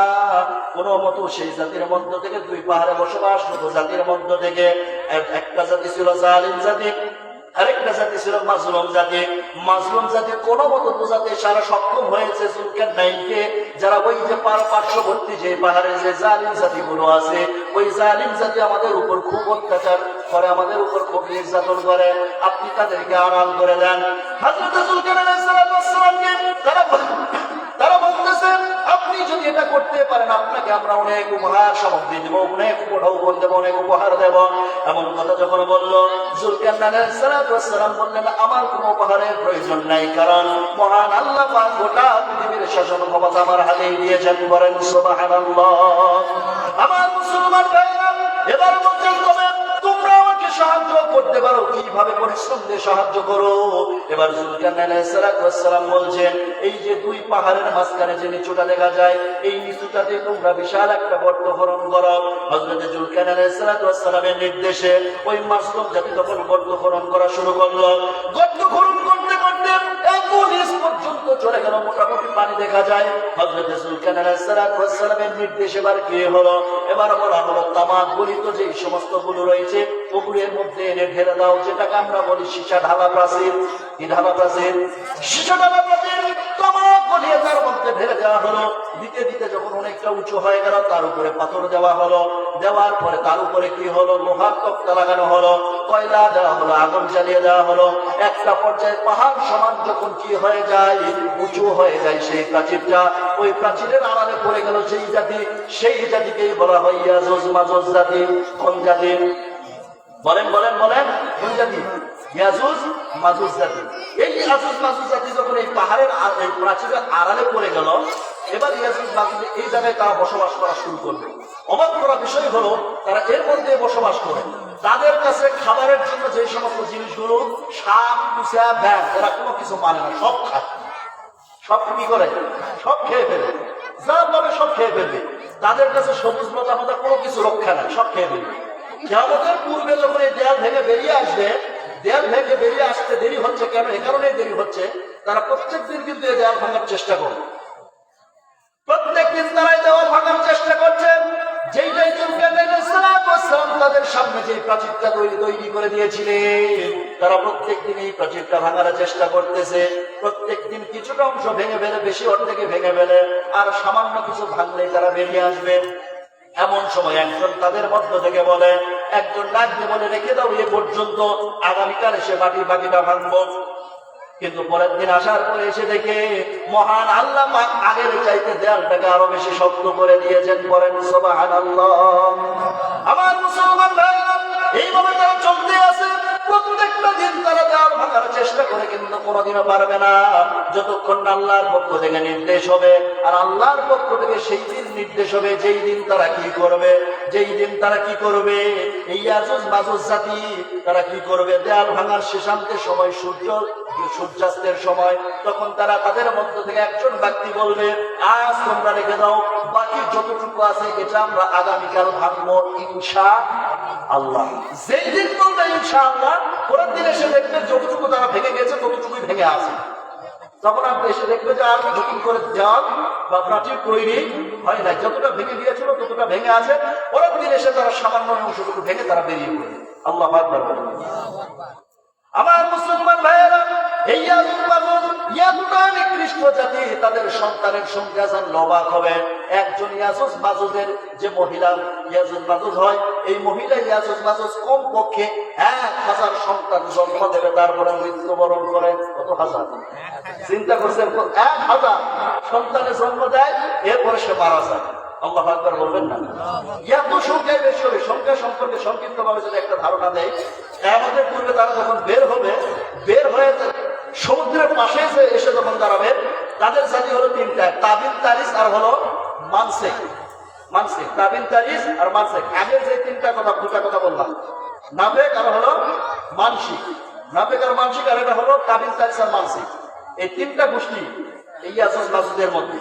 মনে করেন তাবিন পুত্র আসলো, তারিস মানসিক ওরা পরে। তাবিন পুত্র সামনে দিয়ে আসতেছে, সমুদ্রের কিনারা এসে তারা পানি পান করা শুরু করবে। পানি পান করতে করতে তাবিন পুত্র পানি পান করে সমুদ্রে পানি পর্যন্ত শুকায় যাবে। চিন্তা করতে পারেন তাহলে তাদের সংখ্যা কত হবে। সমুদ্রের পানি কি করবে, শেষ করে ফেলবে পানি পান করতে করতে। আল্লাহু আকবার। আমার মুসলমান ভাইয়েরা, এইরকম সফলতা কথা কিছুই থাকবে না। সব তারা খেয়ে সামার করে ফেলবে, কিছুই তারা রাখবে না। সব যখন খেয়ে ফেলবে, এই বিশাল জাতি গোষ্ঠী ইয়াজুজ মাজুজ যখন বেরিয়ে পড়বে, এই ইয়াজুজ মাজুজকে ধ্বংস করার মতো, হত্যা করার মতো ক্ষমতা মহান আল্লাহ পাক ঈসা আলাইহিস সালাম কেউ দেবেন না। একটা পর্যায়ে ঈসা আলাইহিস সালাম কি করবেন, তখন তার সামনে যতগুলো মানুষ আছে সব হলো মুসলিম। এর মধ্যে হিন্দু নাই, বৌদ্ধ নাই, খ্রিস্টান নাই, গম সোম সালাম সুন্নাত কিছু নাই, সব শেষ হয়ে গিয়েছে। বেঁচে আছে শুধুমাত্র মুসলিম জাতি। এই মুসলিম জাতিদেরকে নিয়ে তিনি কি করবেন, এবার তিনি সরাসরি চলে যাবেন সেই মুসা নবীর তুর পর্বতে। যাওয়ার পরে তুর পর্বতে বসে আল্লাহর কাছে দোয়া করবেন, আল্লাহ গো, এই ইয়াজুজ মাজুজের সঙ্গে লড়াই করার মতো আমাদের তো কোনো শক্তি নাই, দয়া করে তুমি তাদেরকে শেষ করে দাও। পড়েন সুবহানাল্লাহ। এবার মহান রব্বুল আলামিন ওই ইয়াজুজ মাজুজদের কাঁধে একটা করে ভাইরাস দিবেন, আর ওই ভাইরাস থেকে একটা পোকার সৃষ্টি হবে। ওই পোকার কামড়ে ওই ইয়াজুজ মাজুজরা মারা যাবে। ইয়াজুজ মাজুজ জাতি যখন মারা গেল, এত সংখ্যায় বেশি হওয়ার কারণে যেখানে সেখানে তাদের লাশ পড়ে আছে, পচা দুর্গন্ধময় হয়ে ছড়িয়ে গিয়েছে, দুর্গন্ধে বসবাসের জন্য অনুপযুক্ত হয়ে গিয়েছে গোটা পৃথিবী। এমন সময় ঈসা আলাইহিস সালাম আবার মুসলিমদেরকে নিয়ে তিনি তুর পর্বতে যাবেন।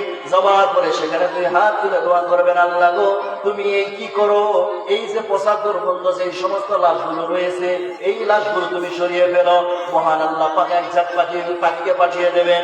এই পাখিগুলো আসবেন, আর এই সমস্ত পচা দুর্গন্ধ যুক্ত যে সমস্ত লাশগুলো আছে, এই লাশগুলো তারা পায়ে কামড়ায়, ঠোঁটে কামড়ায়, তারা কি করবে, নিয়ে গিয়ে একটা গর্তের মধ্যে ফেলবে। কোন গর্তে সম্পর্কে সুস্পষ্ট কোনো বর্ণনা পাওয়া যায় না, কিন্তু এখন একটা গর্তের মধ্যে তারা ফেলবে। এই গর্তের মধ্যে ফেলার সঙ্গে সঙ্গে গোটা দুনিয়া পরিষ্কার হয়ে যাবে। বলেন সুবহানাল্লাহ। এরপরে মহান রব্বুল আলামিন সুন্দর একটা বৃষ্টি দেবেন, আর এই বৃষ্টির মধ্য দিয়া গোটা পৃথিবী ধুয়ে পরিষ্কার হয়ে যাবে। বলেন সুবহানাল্লাহ। হাদিসের ভাষায় বলা হয়েছে, গোটা পৃথিবী তখন চকচক করবে। সুবহানাল্লাহ বলবেন না? গোটা পৃথিবী কি করবে? চকচক করবে। টাইলসের মসজিদে গেলে কেমন লাগে? চকচক করে না? যে মসজিদে টাইলস লাগানো আছে, গোটা জমিনটা তখন চকচক করবে। প্রাকৃতিক চকচক তখন দেখা যায় যখন আপনারা বৃষ্টির পরে দেখবেন, এই সময়টাতে মাগরিবের পূর্ব মুহূর্তে যদি বৃষ্টি হয়, থেমে যায়, ওই সময়টাতে আপনারা গাছ লতা পাতার দিকে তাকাবেন, তখন দেখবেন কত সুন্দর একটা গাছ ধুয়ে পরিষ্কার হয়ে গিয়েছে। সুবহানাল্লাহ বলবেন না? এত সুন্দর সেই সময়টাতে লাগে, তার চাইতে বেশি সুন্দর করে দেবেন মহান আল্লাহ। সুবহানাল্লাহ বলেন। ঈসা আলাইহিস সালাম তখন মানুষদেরকে নিয়ে বসবাস করা শুরু করে দেবেন এই পৃথিবীর বুকে। এই পৃথিবীর বুকে বসবাস করতে করতে আমার মুসলমান ভাইয়েরা এত বরকত তখন আসবে, তখন সবাই মুসলমান, অন্য কোনো ধর্মাবলম্বী নাই, সবাই তখন মুসলিম হয়ে গিয়েছে। আমার মুসলমান ভাইয়েরা তখন মহান আল্লাহ পাক এত বেশি বরকত দেবে। হাদিসের মধ্যে বর্ণনায় পাওয়া যায় এক মেগাভির নুন দিয়ে একটা অঞ্চলের মানুষ খেয়ে শেষ করতে পারবে না। সুবহানাল্লাহ বলেন। একটা ছাগির দুধ দিয়ে একটা এলাকার, একটা গ্রামের বা একটা বংশের মানুষ খেয়ে শেষ করতে পারবে না। আবার বলা হয়েছে আনার ফল সম্পর্কে, ডালিম সম্পর্কে মহান আল্লাহ পাক এত বরকত দেবেন এই ডালিমের মধ্যে, একটা ডালিমের একটা পরিবার খেয়েও শেষ করতে পারবে না। বলেন সুবহানাল্লাহ। এত বরকত দিয়ে গোটা পৃথিবীটাকে ভরপুর করে ফেলবেন। এইভাবে চলতে থাকবে 40 বছর। কত বছর? 40 বছর এইভাবে ঈসা আলাইহিস সালাম দুনিয়ার বুকে বেঁচে থাকবেন। 40 বছর পর তিনি মানুষদেরকে দিন করে দিয়ে তিনি চলে যাবেন আল্লাহর দরবারে। আমার মুসলমান ভাইয়েরা ঈসা আলাইহিস সালামের যখন বিদায় হয়ে যাবে, এরপর একটার পর একটা মানুষ আস্তে আস্তে তখন নাস্তিক হওয়া শুরু করবে। কারণ অন্য ধর্মে যাওয়ার কোনো ওয়ে নাই। কারণ এখন ইহুদি তৈরি হচ্ছে ইহুদিদের কাছে গিয়ে, খ্রিস্টান তৈরি হচ্ছে খ্রিস্টানদের কাছে গিয়ে, অন্য ধর্মাবলম্বী তৈরি হচ্ছে অন্য ধর্মাবলম্বীদের কাছে গিয়ে। কিন্তু সেই সময় মুসলিম জাতিকে অন্য ধর্মান্তরিত করার কোনো সুযোগ থাকবে না, কারণ অন্য কোনো ধর্মের অনুসারী থাকবে না, শুধু থাকবে কোরআন। এই কারণে মানুষজন আস্তে আস্তে নাস্তিক হয়ে যাবে। একটা সময় বলা শুরু করবে যে আল্লাহ নাই। নাউজুবিল্লাহ বলবেন না? একটা সময় কি বলবে? আল্লাহ নাই। রাস্তার মধ্যে আবের ভাবে জানা করবে, উঠবে, কেউ কিছু বলার থাকবে না। এইভাবে যখন একটার পর একটা প্রচার কাজের মধ্যে মানুষ লিপ্ত হয়ে যাবে, তখন মহান আল্লাহ পাক গজব নাযিল করা শুরু করবেন বড় বড় জায়গায়। আল্লাহ হাবিব সাল্লাল্লাহু আলাইহি ওয়াসাল্লাম জানিয়েছে 3টা ভয়াবহ ভূমিধস। কয়টা? 3টা।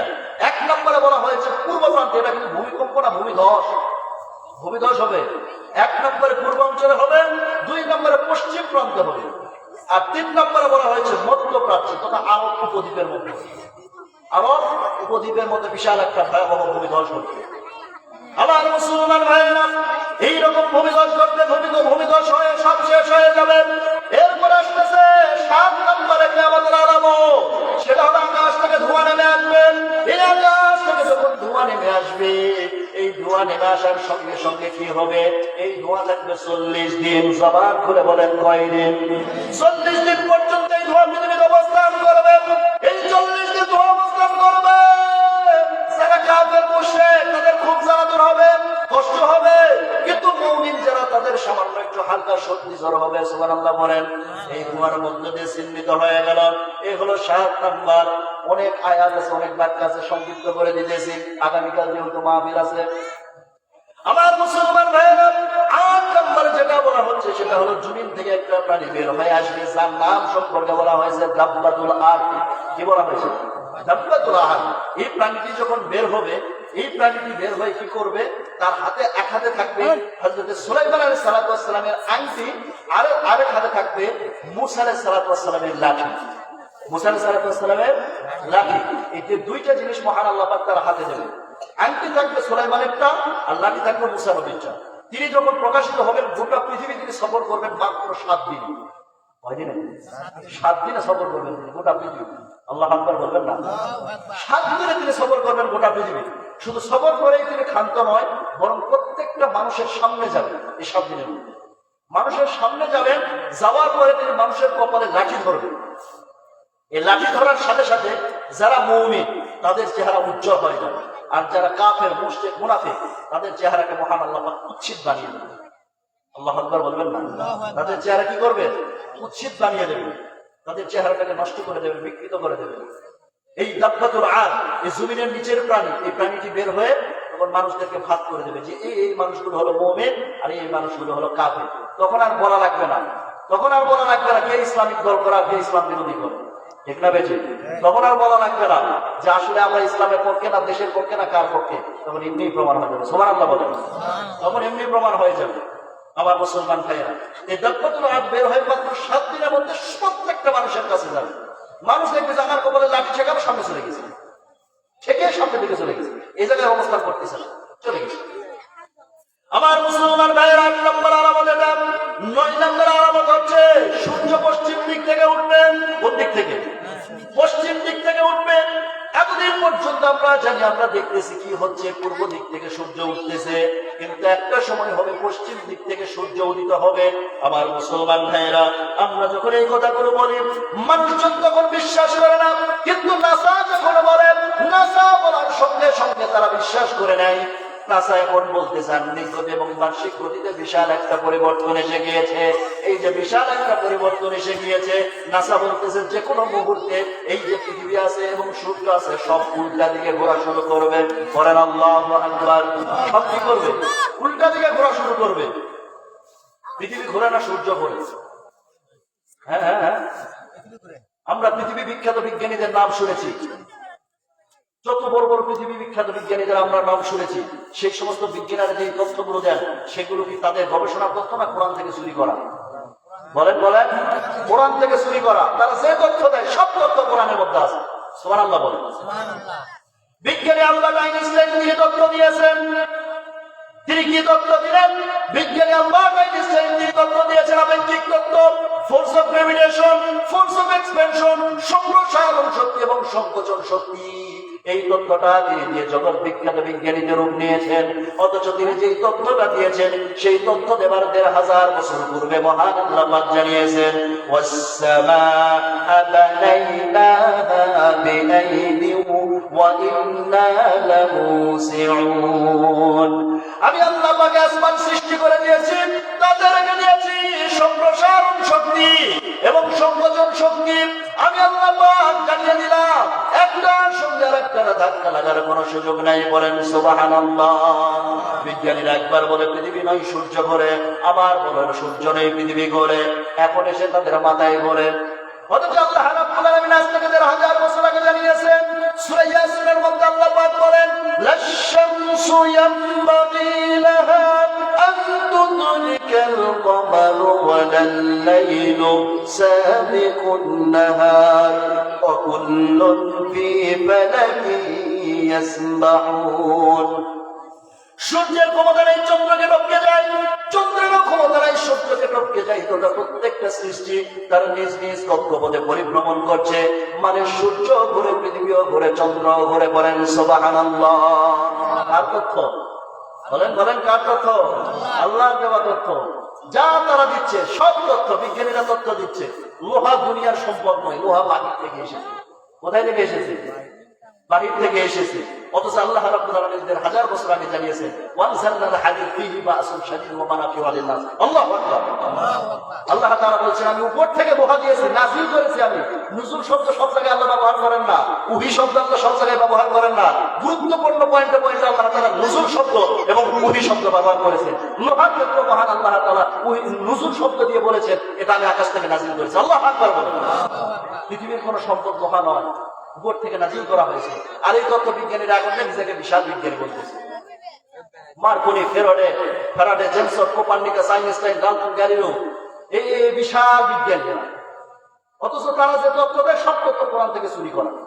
কোরআনের মধ্যে মহান আল্লাহ পাক সব কথা বলে দিয়েছে।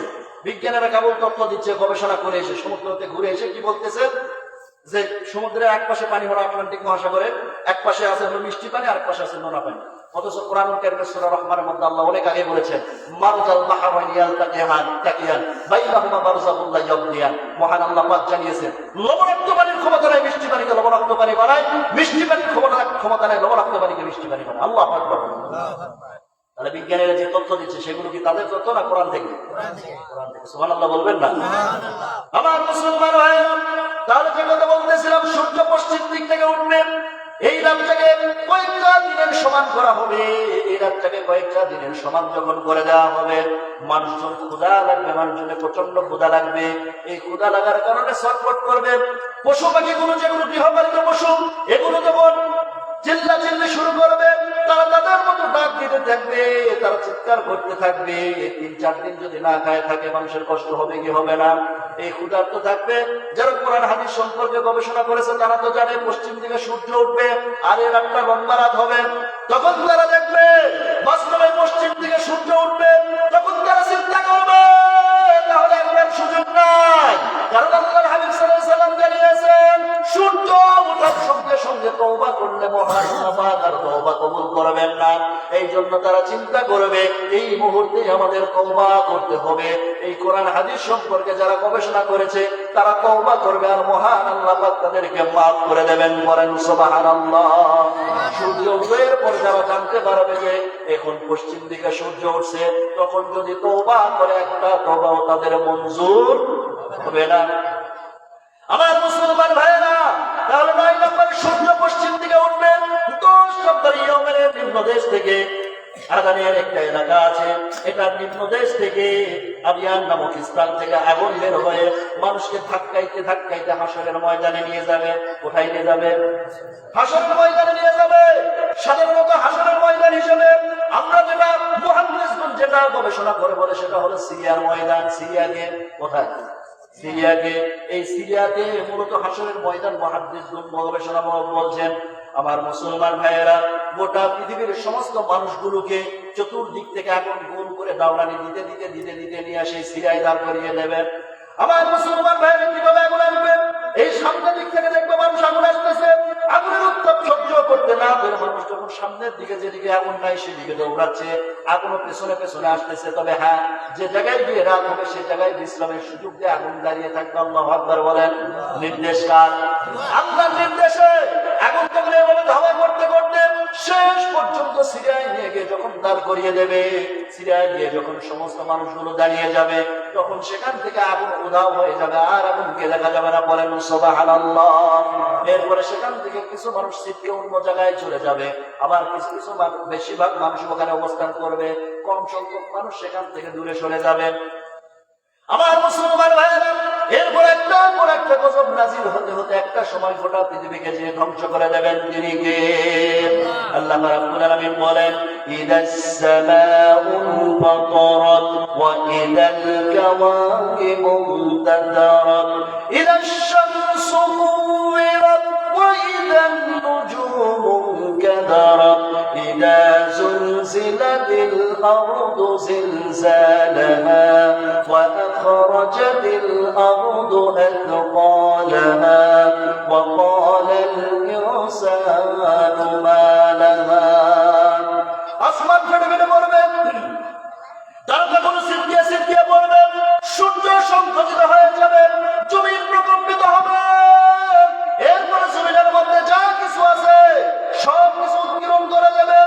মানুষ বলবে এত কিছু সাজালাম, এত কিছু করলাম, এত কিছু বানালাম, কিন্তু আজকে সব কিছু তো মাটির সাথে মিশে গেল, কিছুই থাকবে না, সব ফানা ফানা হয়ে যাবে।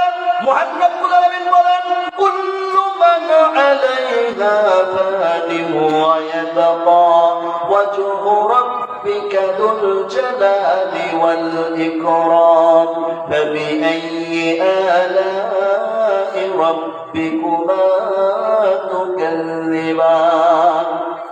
আমার মুসলমান ভাইয়েরা, সব ফানা ফানা হয়ে যাবে, টুকরো টুকরো হয়ে যাবে, নিশ্চয় হয়ে যাবে। কেবলমাত্র শুধুমাত্র একমাত্র যিনি ঠিক থাকবেন তিনি কে? আল্লাহ পাক ঠিক থাকবেন, বাকি সব কি হয়ে যাবে? ধ্বংস হয়ে যাবে, কিছুই থাকবে না। সব মাটির সাথে সব তখন তুলা হয়ে উঠতে থাকবে। আন্নিক গতি, বার্ষিক গতি, সম্প্রসারণ শক্তি, সংকোচন শক্তি, সব শক্তিকে আল্লাহ তাআলা ধ্বংস করে দেবে। তখন কি হবে? মাটির এই যে আমরা যে দাঁড়িয়ে আছি পৃথিবীর বুকে, এটা কেন? এই যে সম্প্রসারণ শক্তি এবং সংকোচন শক্তি, এই দুই শক্তির মধ্যে যে মহান আল্লাহ পাক কিন্তু আমাদেরকে পৃথিবীর বুকে অবস্থান করাচ্ছে। এই শক্তি যদি না থাকতো চাঁদের দেশের মতো হয়ে যেতাম। কথা বোঝা যায়? চাঁদের দেশে কি অবস্থান করা যায়? সামনে দিকে হাঁটবেন, পেছন দিকে চলে যাবে, কারণ সামনে দিকে ধাক্কা পড়বে, পেছন দিকে চলে যাবে। ওই জায়গা মানে সেই শক্তি না, সম্প্রসারণ শক্তি, সংকোচন শক্তি সেই জায়গায় নেই, না থাকার কারণে মানুষের সামনে হাঁটলে পিছনে চলে যাবে। তো ঠিক তেমন করে তখন এই গোটা পৃথিবী তখন সেরকম হয়ে যাবে, সব পুরার মতো উঠতে থাকবে, কে কোন দিকে ছিটকে চলে যেতেছে কেউ দেখাবে না। চোখের সামনে দেখবে স্বর্ণ উড়ে উড়ে যেতেছে, ধরতে চাই কিন্তু ধরতে পারবে না, অসম্ভব হয়ে যাবে। আমার মুসলমান ভাইয়েরা, সেই ভয়ানক যখন দিন শুরু হয়ে যাবে, মহান আল্লাহ মধ্যে 4 জন ফেরেশতাকে নিয়োজিত করেছেন, লিডার বানিয়েছেন।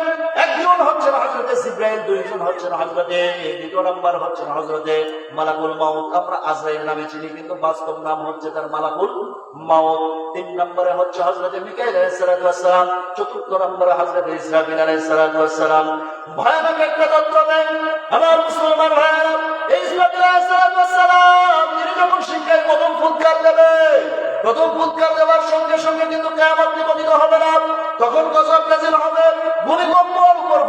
হতেই থাকবে পৃথিবীর বুকে, একটার পর একটা ভূমিকম্প হতেই থাকবে, গজব আসতেই থাকবে, সুনামি ফেনানি যা আছে সব শুরু হয়ে যাবে। একটার পর একটা যখন গজব নাজিল হতেই থাকবে, আমার মুসলমান ভাইয়েরা, এইবার মহান আল্লাহ পাক এবার ইসরাফিল আলাইহিস সালামকে নির্দেশ দেবেন, ইসরাফিল তুমি তোমার এবার দ্বিতীয় ফুৎকারটা দিয়ে দাও। হযরত ইসরাফিল আলাইহিস সালাম এবার 2 নম্বর ফুৎকারটা দিয়ে দেবে। 2 নম্বর ফুৎকার দেওয়ার সঙ্গে সঙ্গে কিয়ামত নিকটিত হয়ে যাবে। মালাকুল মউত ফেরেশতা সমস্ত মানুষের, সমস্ত প্রাণীর, সমস্ত জিন জাতি সবার জান হযরতে মালাকুল মউত ফেরেশতা তিনি কবজ করে নিয়ে চলে যাবেন। আমার মুসলমান ভাইয়েরা, সবার জান যখন কবজ করা হলো, এবার আল্লাহ রাব্বুল আলামিন বলবেন, এবার মালাকুল মউত ফেরেশতাকে বলবেন, মালাকুল মউত ফেরেশতা সবার জান কি কবজ করা হয়েছে নাকি? এবার মালাকুল মউত ফেরেশতা বলবে, আল্লাহ গো, মানুষ জিন যত প্রাণী আছে সব শেষ। এবার মহান আল্লাহ পাক বলবেন, ফেরেশতাদের জান কবজ করা শুরু করো। এবার কর্মচারী সমস্ত ফেরেশতাদের যখন জান কবজ করা শুরু হয়ে যাবে, সমস্ত ফেরেশতাদের রূহ কবজ করে ফেলা হবে। আমার মুসলমান ভাইয়েরা, এবার মহান আল্লাহ পাক ডাক দিয়ে বলবেন, বেঁচে আছে কয়জন? এবার মালাকুল মউত ফেরেশতা বলবে, আল্লাহ গো, লিডার 4 জন আমরা বেঁচে আছে, বাকি সব শেষ। এবার মহান আল্লাহ পাক নির্দেশ দেবেন, 4 জনেরও 3 জনের জান কবজ করে ফেলো। এবার মালাকুল মউত ফেরেশতা মিকাইল এবং ইসরাফিলের জান কবজ করাবেন। আমার মুসলমান ভাইয়েরা, এই 2 জনের যখন জান কবজ করা হয়ে যাবে, এবার তিনি কি করবে? এবার তিনি হযরতে মালাকুল মউত ফেরেশতা গিয়ে আল্লাহকে বলবে, আল্লাহ গো, 2 জনের হয়ে গিয়েছে, বেঁচে আছে শুধু জিবরিল আমিন ভাইয়ের আমি। এবার আল্লাহ পাক বলবেন, জিবরাইলেরও জান কবজ করো। এবার জিবরিল আমিনেরও যখন জান কবজ করা হলো, 4 নম্বরে বেঁচে আছে শুধুমাত্র হযরতে মালাকুল মউত ফেরেশতা। সবাই শেষ হয়ে গিয়েছে, বেঁচে আছে একজন হচ্ছেন আল্লাহ পাক, আর দ্বিতীয় হচ্ছে হযরতে মালাকুল মউত ফেরেশতা। এই 2 জন মাত্র বেঁচে আছেন। এবার মহান আল্লাহ পাক মালাকুল মউত ফেরেশতাকে নির্দেশ দেবেন, মালাকুল মউত ফেরেশতা তুমি তোমার এবার জানটা কবজ করো।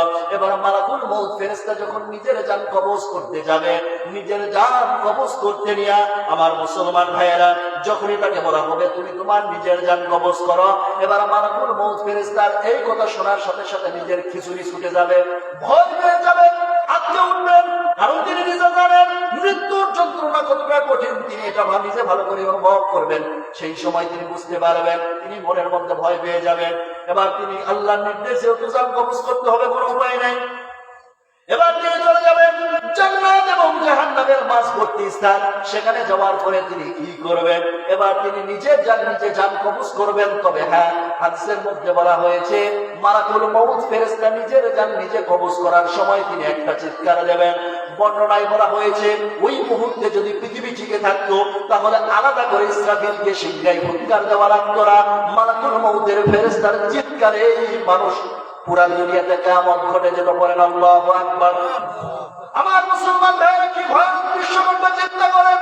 আমরা তো দুনিয়াতে একটা আমলের জন্য চিন্তা করি আমাদেরকে মরতে হবে। আবার অনেক সময় আমরা চিন্তা করি, আমি অনেক গুনাহ করে ফেলেছি, আমি অনেক পাপাচার কাজ করে ফেলেছি। আমি বলবো, ভাই আপনি কত গুনাহ করেছেন? আপনি জীবনে কত জেনা করেছেন? আপনি জীবনে কত হারাম ইনকাম করেছেন? আপনি জীবনে কত সুদ খেয়েছেন? আপনি জীবনে কত নামাজ কাজা করেছেন? আপনি জীবনে কত রোজা কাজা করেছেন? আপনি কত গুনাহের কাজে জড়িয়ে গিয়েছেন? আপনি কত টাকার যাকাত রেখে দিয়েছেন, যাকাত দেন নাই? কত মানুষকে কষ্ট দিয়েছেন? কত মানুষের হক নষ্ট করেছেন? যা কিছু গুনাহ করেছেন না কেন ভাই, আপনার উদ্দেশ্যে ছোট্ট একটা কথা বলবো। আপনি জীবনে যত গুনাহ করেছেন, জেনে রেখে দেন, আপনার গুনাহ যত বড়ই হোক না কেন, আপনার গুনার পাহাড়ের চাইতে, আপনার গুনাহ যত বড়ই পাহাড় হোক না কেন, আপনার গুনাহের চাইতে আমার আল্লাহর দয়ার লক্ষ কোটি গুণ বড়। বলেন সুবহানাল্লাহ। আজকে তাহাজ্জুদের নামাজ পড়েন, তাহাজ্জুদের নামাজ পড়েন, 2 হাত তুলে আল্লাহর কাছে দোয়া করেন, অথবা সিজদার মধ্যে পড়ে আল্লাহকে ডেকে ডেকে বলেন, আল্লাহ গো, আমি বড় গুনাহগার বান্দা, দয়া করে মায়া করে আমার জীবনের গুনাহগুলো মাফ করে দাও। আমি অনেক পাপ করে ফেলেছি আল্লাহ, আমি হারাম টাকার অনেক খেয়ে ফেলেছি, আমি সুদের টাকা দিয়ে ফেলেছি, আমি ঘুষের টাকা নিয়ে ফেলেছি। আল্লাহ গো, এত গুনাহ করে ফেলেছি, তুমি যদি মাফ না করো, দ্বিতীয় কোনো দরজা নাই, সেই জায়গায় গিয়ে আমি মাফ চাইবো গো মাবুদ। আল্লাহর কাছে এইভাবে যদি প্রার্থনা করতে পারেন, আল্লাহর কাছে যদি এইভাবে ক্ষমা চাইতে পারেন, আমার আল্লাহর দয়া অবশ্যই আপনাকে ক্ষমা করে দেবেন। বলেন সুবহানাল্লাহ। এই জন্য আল্লাহর কাছে ক্ষমা চাওয়ার দরকার আছে না নাই? আমরা ক্ষমা চাইবো তো ইনশাআল্লাহ। আল্লাহ আমার মুসলমান ভাইয়েরা সংক্ষিপ্ত করে শেষ করে দিচ্ছে। আমার বন্ধুগণ 11:30 প্লাস, কত 11:30 প্লাস, আমার আগামীকাল মাহফিল আছে। আগামীকাল আলোচনা শুনবেন না? শেষ পর্যন্ত থাকবেন না আগামীকাল ইনশাআল্লাহ। আগামীকাল আসতেছেন কে? কারি আব্দুল্লাহ মাহমুদ। আচ্ছা, গাইবান্ধা বাসা, আকর্ষণীয় কথা, আলহামদুলিল্লাহ। আসবেন ইনশাআল্লাহ, তিনি আলোচনা করবেন। তবে আমি সংক্ষিপ্ত ভাবে কয়েকটা কথা বলে শেষ করে দেবো ইনশাআল্লাহ। ইনশাআল্লাহ আমার মুসলমান ভাইয়েরা, যখন হাসরের ময়দানে মানুষজন যাবে, সে জায়গায় কঠিন একটা পরিস্থিতি ময়দান তৈরি হবে। একটু চিন্তা করেন কথা বলুন। আমি যেগুলো বলতেছি সব কিন্তু কোরআন হাদিস থেকে বলতেছি। বাহিরে এক্সাম্পল হিসেবে দু একটা কথা দিত, কোরআন হাদিসের বাইরে কিন্তু আমি কথা বলি না। আজকে যতদূর পর্যন্ত পেরেছে কোরআন হাদিস থেকে বলার চেষ্টা করেছি। আকাল মান ইশারা বা আশা, জ্ঞানী ব্যক্তিদের জন্য ইশারাই যথেষ্ট। তো হাসরের ময়দানে যখন মানুষজন অবস্থান করবে, একটু চিন্তা করেন এই কথাটা, চোখ বন্ধ করে একটু চিন্তা করবেন। আজকে যখন রুমে গিয়ে ঘুমাবেন, তখন ঘুমানোর পূর্বে চিন্তা করবেন যে হাসরের ময়দানে যখন মানুষজন দাঁড়াবে, বাবা তার সন্তানকে পরিচয় দেবে না। একটু মনে মনে চিন্তা করবেন এটা, যে আপনার বাবা আপনাকে পরিচয় দেবে না। যে বাবা আপনার জন্য সব করতে প্রস্তুত, সে বাবা আপনার পরিচয় দেবে না। আপনি আপনার সন্তানের জন্য আপনি সব করতে প্রস্তুত, অথচ সেই সন্তান আপনার পরিচয় দেবে না। চিন্তা করতে পারেন কতটা কঠিন পরিস্থিতি। যে স্ত্রীর জন্য আপনি হালাল হারাম উপার্জন মানতেছেন যে মানতেছেন না, সেই স্ত্রী আপনাকে সেই দিন পরিচয় দেবে না। বলবে যে আমার বিয়ে হয়নি। কি বলবে? আমার বিয়ে হয়নি। সন্তান যখন যায় পরিচয় দেবে যে মা তুমি একটা নেকি আমাকে দাও, তখন বলবে আমার কিসের সন্তান তুই? আমার তো দুনিয়ার বুঝে বিয়ে হয়নি। চিন্তা করেন কতটা কঠিন পরিস্থিতি হবে। সেই কঠিন পরিস্থিতিতে আমাকে যিনি সাহায্য করতে পারেন তিনি কে? আল্লাহ পাক। সেই কঠিন ময়দানটা কেমন কঠিন হবে একটু ভাবেন। পায়ের নিচে হবে তামার ময়দান। কিসের ময়দান? তামার ময়দান। কেন তামার ময়দান হবে? তাপ সহ্য করার মতো দুনিয়াতে যা কিছু আছে, সবচাইতে শক্তিশালী তাপ সহ্যকারী উপাদান কোনটা? তামা। সবচাইতে তামা। মাটি, লোহা, এদের চাইতে সবচাইতে বেশি তাপ সহ্য করতে পারে মাটি, লোহার চাইতে তামা। এই তামা যখন তামার ময়দান হয়ে যাবে, সূর্য থাকবে মাত্র মাথার 4 হাত উপরে। কত হাত? 4 হাত উপরে সূর্য থাকবে, মাথার 4 হাত উপরে। আর সূর্যের মুখ থাকবে তখন 12টা। এখন পৃথিবীতে সূর্যের মুখ আছে হলো একটা, তা আবার উল্টো মুখ করে দেওয়া আছে। বর্ণনা যেভাবে আছে উল্টো মুখ করে দেওয়া আছে। উল্টো মুখ করে এতটা দূরে আছে, এতটা দূরে আছে সূর্য। সেই সূর্যের তাপ চৈত্র মাসে গিয়ে কি কষ্ট লাগে মাঠের মধ্যে গিয়ে দাঁড়ায় থাকবে। 10টা ঘন্টা দাঁড়ায় থাকবে, আপনাকে হসপিটালে আনতে বাধ্য হবে। এই রোদের মধ্যে, মাথা গরম করা রোদের মধ্যে এত কষ্ট করে তখন কি হবে? হাদিসের বর্ণনা আসছে এই রোদের উত্তাপের কারণে মাথার মগজগুলো গলে কান আর নাক দিয়ে বের হতে থাকে। আপনি আপনার বাড়িতে আগুন, ওই যে মোমবাতিতে আগুন জ্বালাবেন, সেখানে একটা আঙ্গুল দেবেন।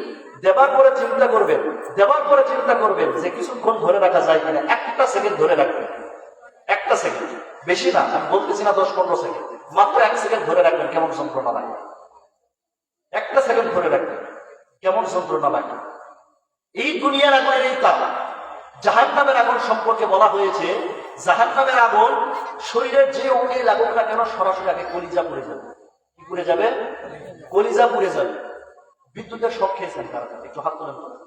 বিদ্যুতের জীবনে একবার হলো শক খেয়েছেন? 1, 2, 3, 4, 5, 6, 7, মোটামুটি আলহামদুলিল্লাহ বেশ কয়েকজন খেয়েছি।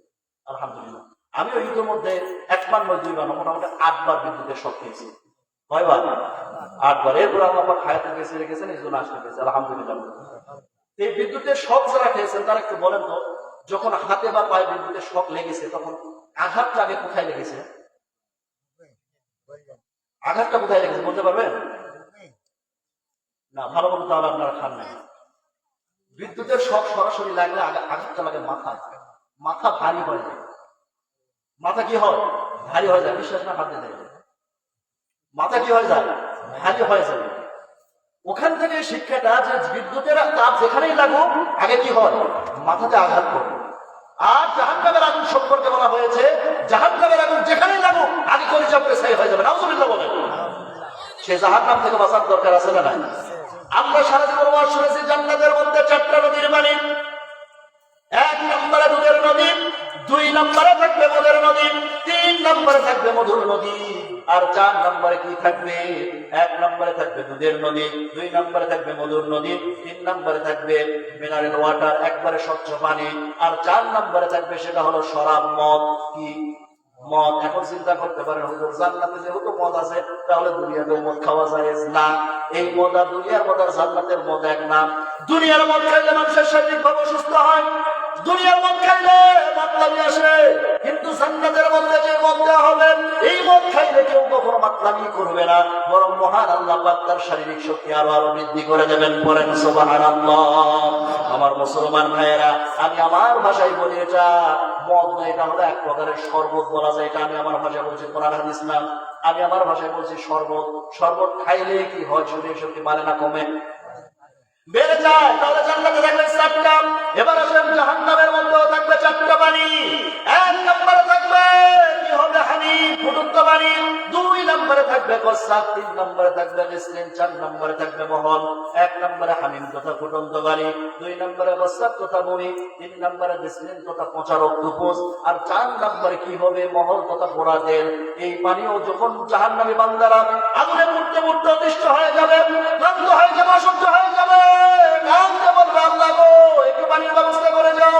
মহান আল্লাহ পাক সঙ্গে সঙ্গে 4টা পানির ব্যবস্থা করে দেবে।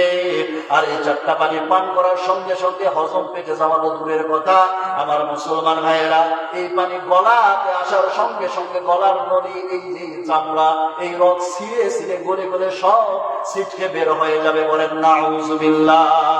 আল্লাহর কাছে দোয়া করি আল্লাহ তাআলা আমাদের প্রত্যেককে জাহান্নাম থেকে বাঁচায় দেন। বলেন আমিন। আমার মুসলমান ভাইয়েরা, তাহলে আজকে যে আলোচনার মধ্যে যে কয়েকটা কথা বলেছি, 1 নম্বর আলোচনার মধ্যে গুরুত্বপূর্ণ কয়েকটা কথা বলেছি। 1 নম্বর কথা হচ্ছে, সেটা হলো জীবনের লক্ষ্য উদ্দেশ্য আমাদের হতে হবে জান্নাত। জীবনের লক্ষ্য উদ্দেশ্য কি হতে হবে? জান্নাত। 2 নম্বরে হতে হবে আমাদেরকে কি শিক্ষা ব্যবস্থার পরিবর্তন আনতে হবে। সন্তানদেরকে কোরআন শিক্ষা করানোর দরকার আছে না নাই? আছে। ছেলে মেয়েদেরকে মাদ্রাসায় দেওয়ার দরকার আছে না নাই?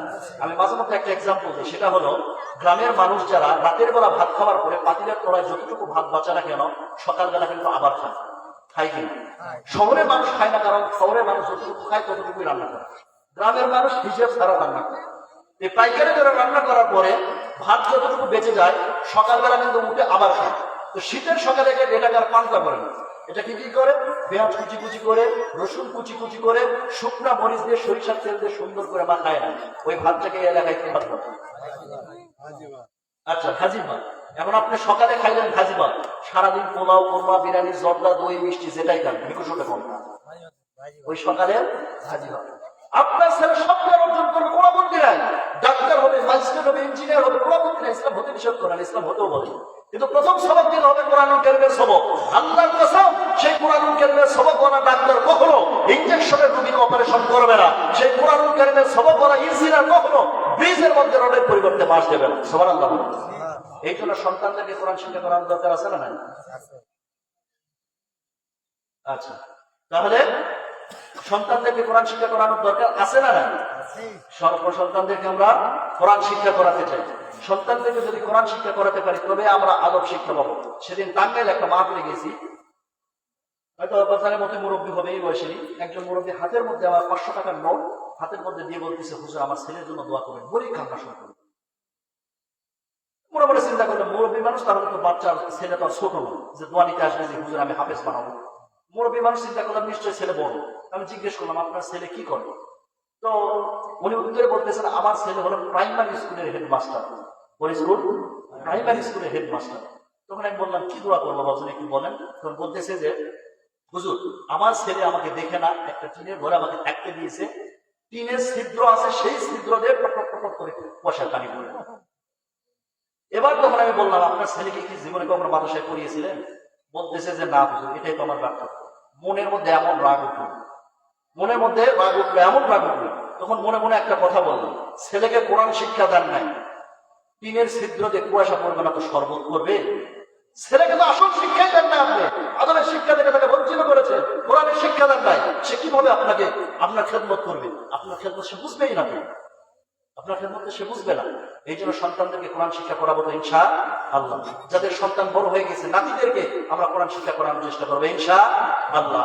এই যে মাদ্রাসা দেখতেছেন, এই মাদ্রাসা আরো এগিয়ে চলুক, এটা আমরা চাই কি চাই না? বলেন বলেন, চাই কি চাই না? এই এলাকার প্রত্যেকটা ঘরে ঘরে কোরআনের ইসলামের দুর্গ গঠন হোক, এটা আমরা চাই কি চাই না? শেষ সময় একটা তাকবীর দেওয়া যাবে না বাবুজান? যাবে না দাদা না? তাহলে সকলে একটু হাত তোলেন, তোলেন তোলেন তোলেন, একটু শীতের মধ্যে কষ্ট করে তোলেন, হাত তোলেন। জি ইনশাআল্লাহ। নারে তাকবীর।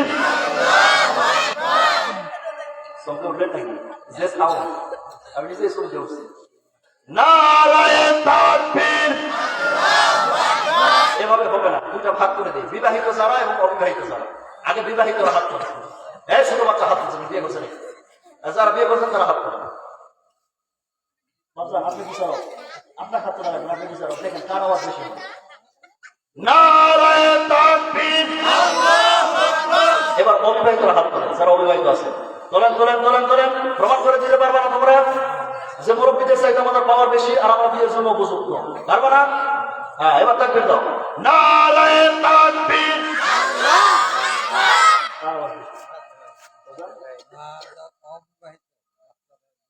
আপনারা খুশি? না না, মুরব্বীরা বেজার হয়ে গেছে। আমি যদি রায় আপনারা মানবেন তো, আমার রায় হচ্ছে বিবাহিতরা ফার্স্ট আর অবিবাহিতরা প্রথম। এবার তো খুশি? আলহামদুলিল্লাহ। সম্মানিত হাজির, যে কথা বলতেছিলাম, এই মাদ্রাসাকে আমরা এগিয়ে নিতে চাই কি চাই না? কিন্তু একটা প্রতিষ্ঠান চলার জন্য সবার আগে যেটা প্রয়োজন সেটা হলো অর্থ। কি প্রয়োজন? অর্থের প্রয়োজন। অর্থ যদি না থাকে সেই জায়গায় কোনো মূল্যায়ন নাই। সম্মানিত হাজির, এই জন্য আর্থিকভাবে সহযোগিতা দেওয়ার দরকার আছে না? নাই আছে। আল্লাহ হাবিব সাল্লাল্লাহু আলাইহি ওয়াসাল্লাম সাহাবীদেরকে জিজ্ঞেস করেন, সাহাবীরা তোমরা নিজের সম্পর্কে বেশি মহব্বত করো নাকি ওয়ারিসের সম্পর্কে বেশি মহব্বত করো? তখন তিনি সব সাহাবীরা বললেন, ইয়া রাসূলুল্লাহ, নিজের সম্পর্কে বেশি মহব্বত করি।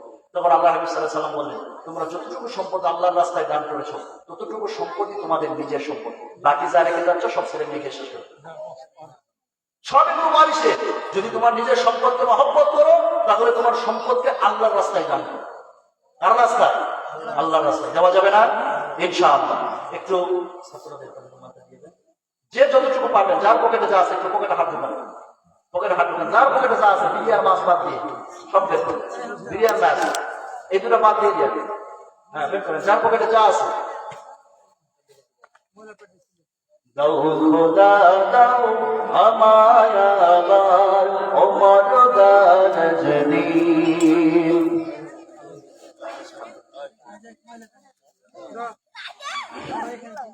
দাওয়ানির মতো বীর বিশাল। আচ্ছা, মামুনদের পান্ডালেও গিয়েছে ছাত্ররা। আপনারা একটু নিজেদের সাধ্যমতো আপনারা দেওয়ার চেষ্টা করবেন। মুরগির ডিম বেচা, স্বামীর পকেট মারা, চাল বিক্রি করা, যা টাকা জমাইছে রাস্তা সব দিয়ে যাবেন, একটা টাকাও রাখবেন না। খবর আছে কিনা? এমন বদলা দেবো ঘর সরাই যাবে, যা আছে সব দিয়ে দেবেন ইনশাআল্লাহ। আল্লাহ তাআলা তোমার একজন বান্দা, আল্লাহ তাআলা তোমার একজন বান্দা 1000 টাকা করলো, যেন আল্লাহ তুমি তার বাড়ায় দাও মান সম্মান। সভাপতি কত দিয়েছেন? সভাপতি দিয়েছেন 5000। আপনার খুশি? আমি তো খুশি খবর পারলাম। এটা কার জন্য? আচ্ছা, আপনার পক্ষ থেকে দিলেন না খালাম্মার পক্ষ থেকে? খালাম্মার পক্ষ থেকে। আচ্ছা, তাহলে ফ্যামিলির পক্ষ থেকে 5000। তাহলে এখন যদি আমি বলি, আল্লাহ হাবিব সাল্লাল্লাহু আলাইহি ওয়াসাল্লাম জানিয়েছে, কেউ যদি তার পরিবার আত্মীয় স্বজন সবকিছু চাইতে আমাকে যদি বেশি মহব্বত না করে, সে আমার উম্মতি না। সে কি না? সে আমার উম্মতি না। রাসূল করিম সাল্লাল্লাহু আলাইহি ওয়াসাল্লামকে যদি মহব্বত করি, অবশ্যই এটা ফ্যামিলির জন্য দিবেন, তাহলে অবশ্যই রাসূল করিম সাল্লাল্লাহু আলাইহি ওয়াসাল্লামকে মহব্বত করে তার নামে অবশ্যই কিছু দেওয়া দরকার। আলহামদুলিল্লাহ আলহামদুলিল্লাহ। তাহলে এবার রাসূল করিম সাল্লাল্লাহু আলাইহি ওয়াসাল্লামের নামে এটার জন্য অবশ্যই কিছু একটু এগিয়ে রাখতে হবে ইনশাআল্লাহ।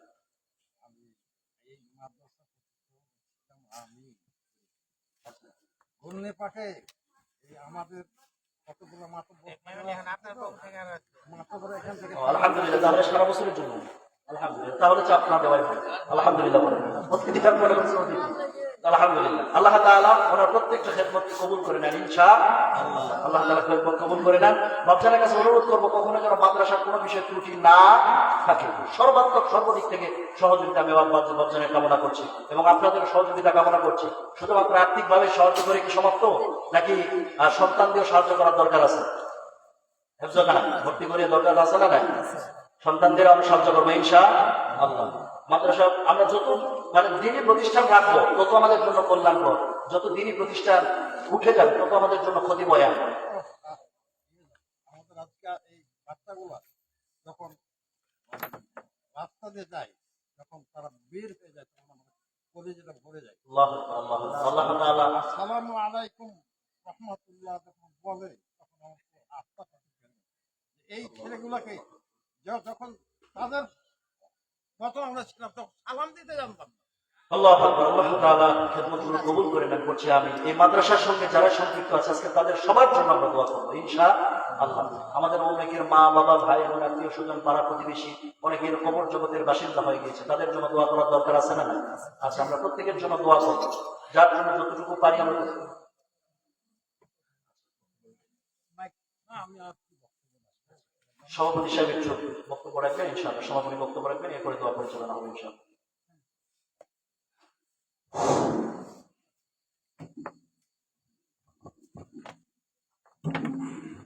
আসসালামু আলাইকুম রহমতুল্লাহি ওয়া বারাকাতুহু।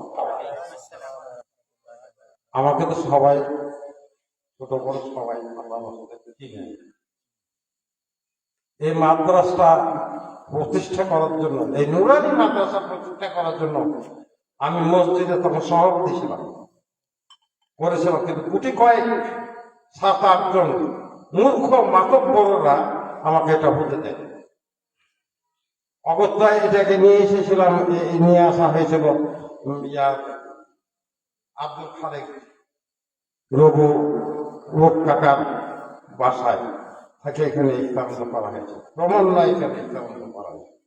এর প্রতি আমি খুব ব্যথিত ছিলাম এবং খুব কষ্ট ছিল, কিন্তু আমার এই যে আল্লাহ রসুলের ঘর, আল্লাহ দিনী শিক্ষা, আল্লাহ রসুলের দিনী শিক্ষার জন্য যে এই মাদ্রাসাটা আছে, এর জন্য আমি পরম আল্লাহর কাছে কৃতজ্ঞতা প্রকাশ করছি।